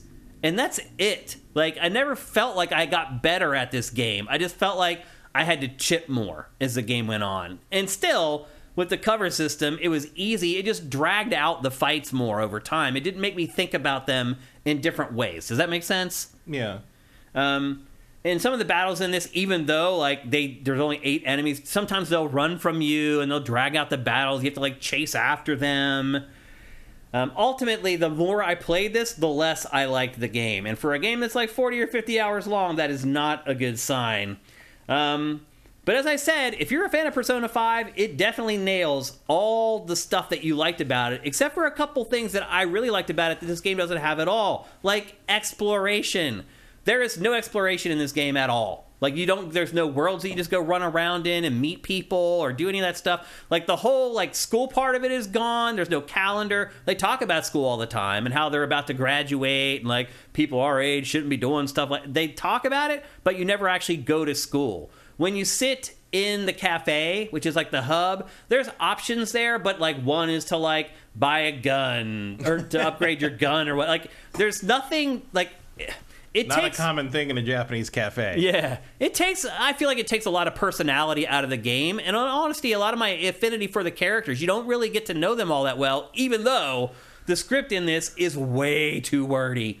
In typical JRPG style... 5. It's just like it, man. It's like, get on with it. I don't need to... They literally spend 3 paragraphs writing something that could be explained in a sentence. And this game is just rife with it. After a few hours, I was just like hammering the button to go through the conversation. I mean, literally, each conversation, you have to hit that button like 50 times, Matt, to get through that conversation. The writing is really wordy. The voice acting is great. They have brought back most of the voice actors from base Persona 5. There's a couple that aren't, and you can tell it right away. But most of them are, and they do a good job with that. And also, once again, the music in this, absolutely incredible. So those aesthetics, like you can see already, like the menus and the UI, the art, like the heart, all that stuff pulled straight out of Persona 5. They do a good job with it. However, to me, some of the more important parts of Persona 5 are completely absent, like exploration. And again, like the battles just became repetitive and just had no substance over time, and I just started to lose interest in it. So I don't think this is a mistake. I think they probably could have made a much better game that's only like 15 or 20 hours long, and that would have been totally fine. But instead, they've made a repetitive game that's 40 or 50 hours long. Some people may argue that that's the way they want it to get their money's worth out of the game, but I would rather play a really good 15 to 20 hour game than a mediocre 50-hour game. How do you fall on that, Matt? I would rather not play this game. You just rather not play this game at all. Like, I don't see the point. Like, if I want something like this, I can boot up Midnight Suns again. Yeah. Or even Mario vs. Rabbids. This is for fans of Persona 5. Yeah. And it sold really well, so there's a lot of them. But I like Persona 5, but I don't need any more of it. Yeah.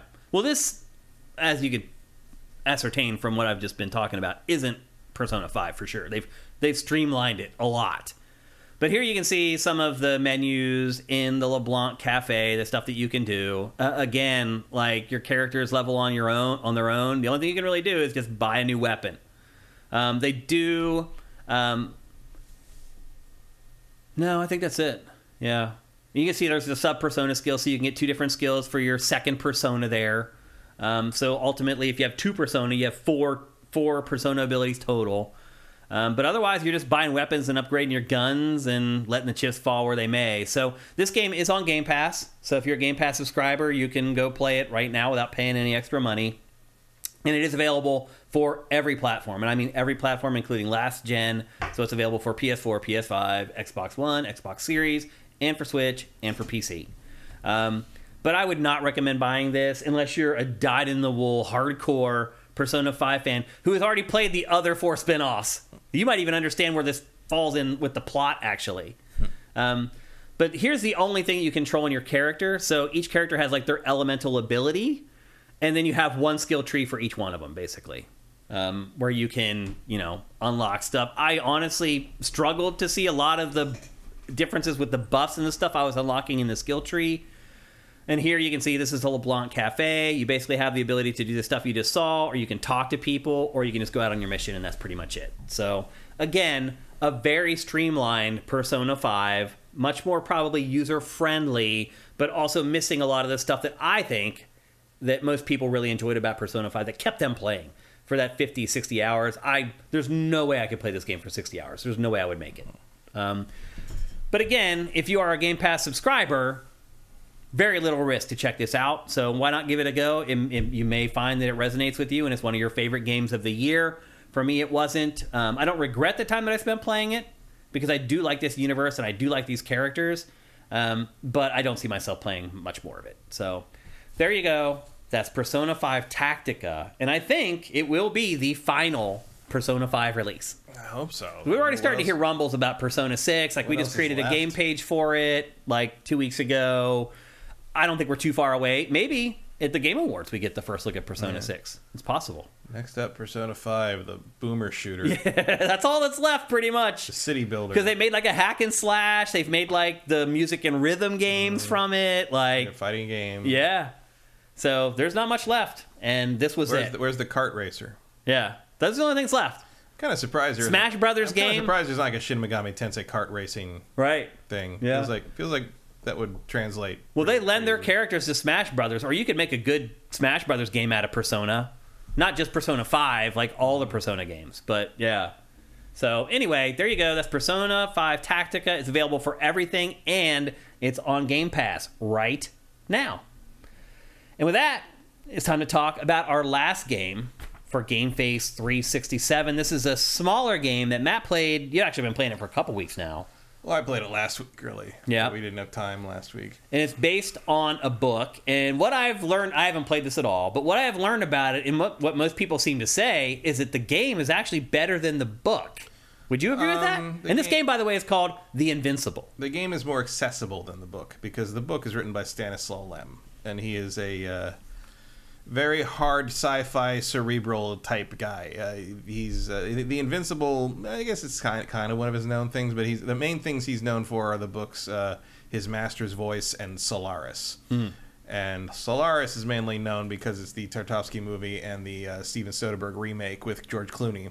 The art style in this definitely nails it. Yeah, and the thing about Solaris is he didn't even like Solaris very much because the movies deal very much with the characters' interactions and relations with the people. Solaris is basically about a space station, science space station that's above a planet that has a intelligent ocean.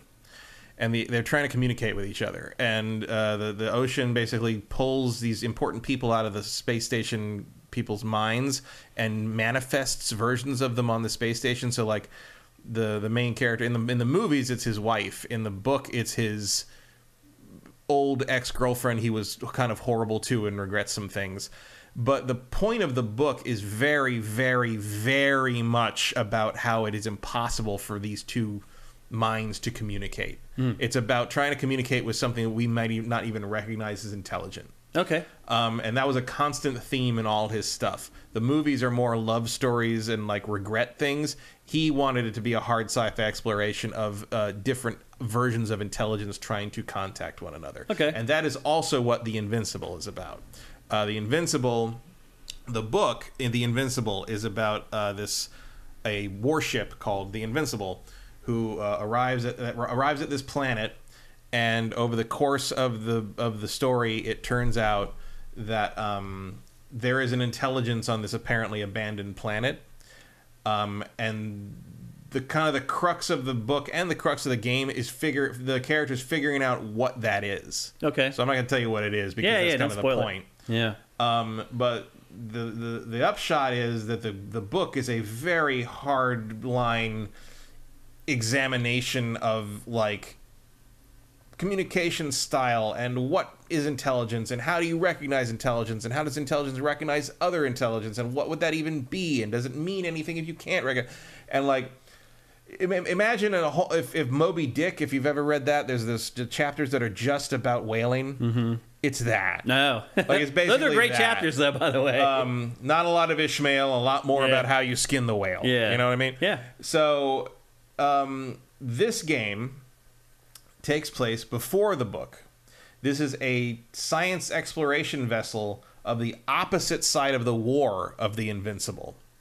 They're not a warship, but they are from the other warring faction that's fighting the Invincible. Mm-hmm. And they end up on this, they're on the way home, kind of alien style. They're on their way home from a very long, years-long exploration mission, scientific mission. And they go into their hypersleep capsules, and you play the xenobiologist character whose name is Yasna, I think, and she goes in her hypersleep capsule, and the next thing she knows, she's waking up in a spacesuit on this planet and doesn't know how she got there. And the progress of the game is basically figuring out where the rest of your crew is, how you ended up on a planet, and the last thing you remember is going to sleep. And what the hell is going on, and what you do as you piece it together, you get little flashbacks of what happened. And basically, the Invincible is going to arrive here in 13 days. They know that from intel they get before they go down to the planet, which is a memory you recover early on in the game. And they need to figure this stuff out and get gone before the Invincible shows up, because the Invincible will kill them. Okay. They cannot stand against the Invincible. They have to get off the planet in 13 days. They are a Volkswagen Beetle, and there's a tank coming. But some weird shit's going on. Some of them are dead. They don't know why it's happening. Several of them are catatonic and don't seem to react to outside stimuli. There's weird structures on the planet, and she doesn't remember half of what happened before that. And there's one guy left, the leader of the whole expedition, is talking to her from the ship in orbit, and like some things are just sort of off. Mm-hmm. The closest comparison I would make would be Firewatch. Okay. I like that game a lot. It is a walking simulator in the truest sense of a walking simulator. You barely interact with things. The challenge is figuring out what you can interact with much of the time, and finding the next path to the next area.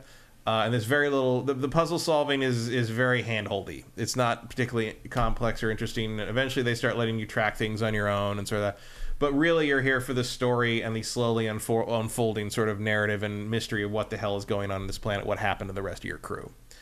And is the goal to rescue your crew? The goal is to survive, more or less. Just get off the planet in 13 days, right? Yeah, but like it's not really time. There's no timer on it. Oh, okay. It's all narrative. It's all narrative. There is no gameplay here. Yeah, it is. We walk from one cutscene to the next. You have a little tracker there.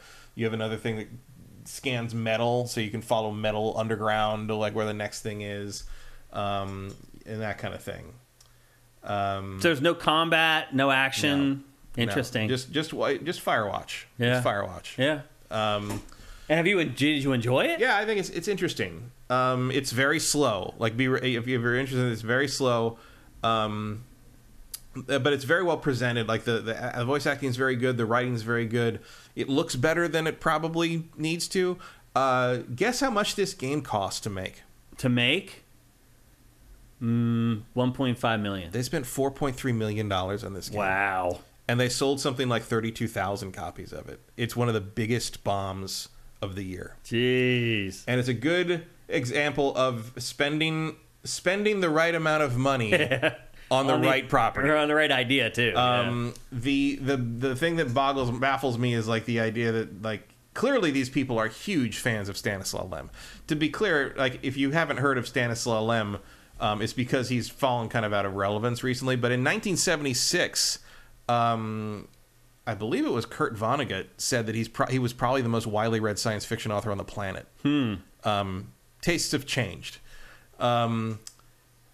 So there's a part, and like, and also as you go through this, you're seeing kind of here the video displays and some of the flashback stuff are done as like comic strips, like comic books, and yeah, they pull up on the little tablet you have, right? And you can like watch. There's like a prequel, there was an Invincible comic series, and apparently you unlock bits of it as you go. And the art style on that's really cool. It reminds me of like kind of a heavy metal magazine sort of style, like a Mobius sort of early '80s sort of look. I'm surprised that they only released this for next gen, for PS5 and Xbox Series. I don't think you could with the budget that they had. Right, but I think that's part of why the budget was so high. There's a lot of like big landscapes and big areas, really? and like I don't know if you could run this very well on the old consoles. There is scope to this that I don't. I mean, there's a big sense of being on an alien world. Not in the wondrous sense of like No Man's Sky or something, but in the whole sense of like it feels like a place, and it feels like you're fucked. Like it really the hopelessness of being just you and like a little spacesuit separating you from death. And actually you can breathe the air here. Like the air here is not immediately deadly, but it has so much methane in it that after about an hour you're going to be catatonic. Right. Which is probably what happened to the people. It is not. Oh, interesting. They learned that early on where they closed their visors, and it's like, no, it's not. That's not working. Yeah. So this is a mystery, basically. It is a mystery game. Yeah, you're trying to figure out what the planet is. The mystery. It's like a murder mystery where a planet is the murderer. And it is interesting. It's like, but again, you have to be ready for. I mean, what you're looking at right now, this is about as exciting as it gets. Turning over a dead body. Yeah.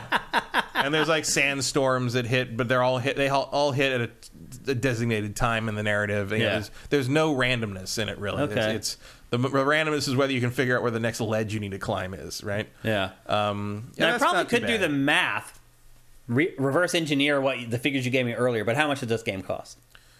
Oh, I think it was $40. Oh, wow, that's a lot. It was a higher price than you might expect for this kind of game. Maybe they realized that their clientele was small, and they're like, somewhat. Some of it is like the budget is there. Yeah.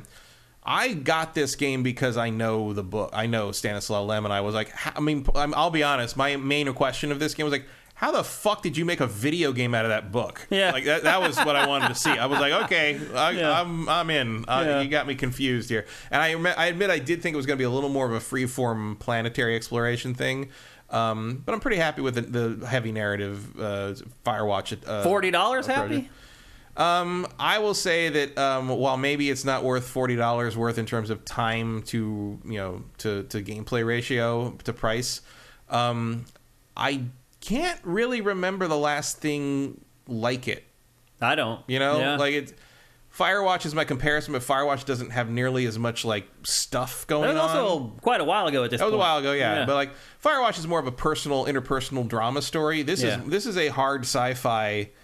There's a lot of science in this. In terms of some of it's fudged because it's another planet, but there's a lot of stuff. Well, it is science fiction. Yeah, so but there's a lot of stuff where you gotta they're talking about this chemical makeup and that, and like they're trying to figure out a scientific way of getting through. There's a bunch of talk of like how you feel doesn't matter. You have to do this logically. That's how we get out of this situation. And then the other person will start going crazy, and they'll be like, "No, you can't. Remember facts, science." Yeah. And so it's trying to stick with that, but they're in a situation that makes no fucking sense. So it's hard to do that. So that's kind of the tension on that. But they figured out a pretty interesting way of getting across a lot of the same ideas and the same premise as the book, without getting bogged down in what the book is.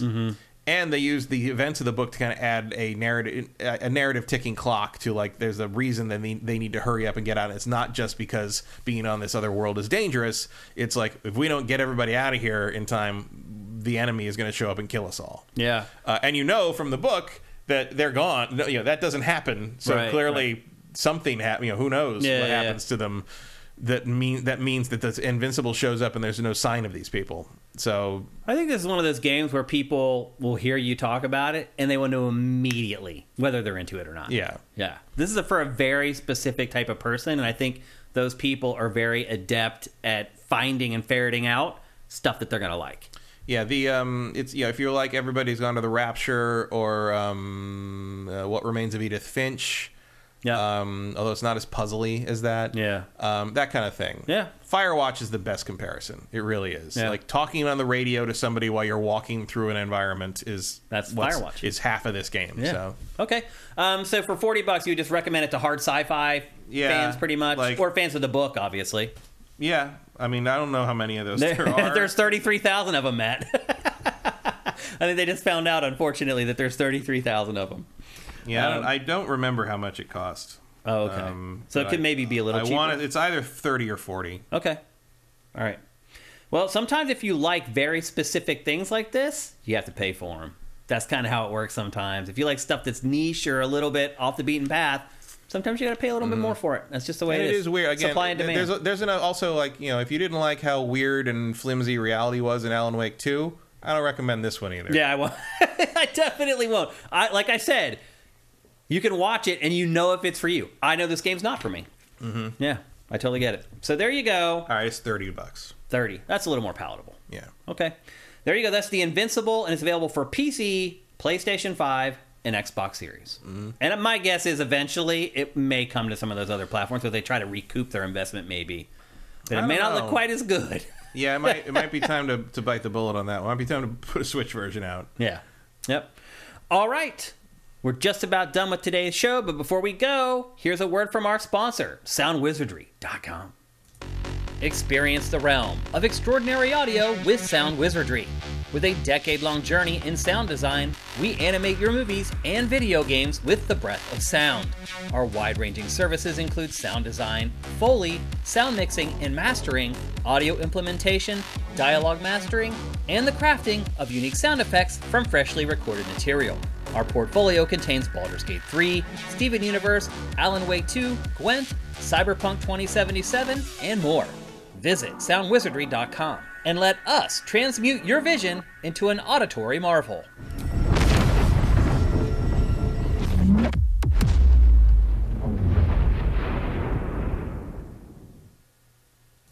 So we are celebrating Thanksgiving today on GameFace, and I just want to say how thankful I am for our sponsors for GameFace. Both SoundWizardry.com and LS Cream have been great for us. They've really been a lifesaver, literally a lifesaver for us, and we appreciate them so much. And again, it is Thanksgiving, and I just want to say how much I appreciate you. Wherever you're sitting, wherever you are listening to this, watching this, or whatever, I just want to look at you and say thank you for supporting us. Thank you for, if you're a patron, if you are helping us out with Twitch Prime here and there, any of the stuff that you guys do, we appreciate all of it. If you're just reviewing our show on podcast services, any of that stuff that you can do to help us, we appreciate all of it. I am so thankful for all of you people. I know I've said it before, but I really wish that I could meet all of you face to face and shake your hands. It would be awesome to be able to do that. I know that'll probably never happen. Maybe someday I'll get to meet some of you guys, but it would be really great if I could really put a face to the name for all you generous people who have kept us afloat all this time. I can't say thank you enough, and today is the day to say thank you, so thank you. I appreciate it very much. And with that, if you do want to support us, you can head to patreon.com/sifted. That's SIFTD. For just $4 a month, you get all our content early. You get GameFace 4 days early. You get Pachter Factor a week early. You get all our other content at least 3 days early. And that is the longer exclusivity period than most Patreons have. So you definitely get your money's worth. And as I just said, you can help us even if you don't have money. If you're an Amazon Prime subscriber, you can give us Twitch Prime. And if you're on YouTube, you can figure out how to do that down below. Or if you're listening to the show on podcast services, you can just give us a review. That helps because when people search for video game podcast in any of those services, the more reviews we have, the more likely we are to appear higher in the results. And that can make a big difference for us. All it takes is like a couple people who discover your show who are like, you know what, I want to give you a big chunk of money every month. And suddenly everything changes. You just never know when that person's going to come along or who that person is. So I just want to again say thank you. Thanks to Matt. I appreciate you, Matt, for opening up your home to do the show and just being an awesome friend.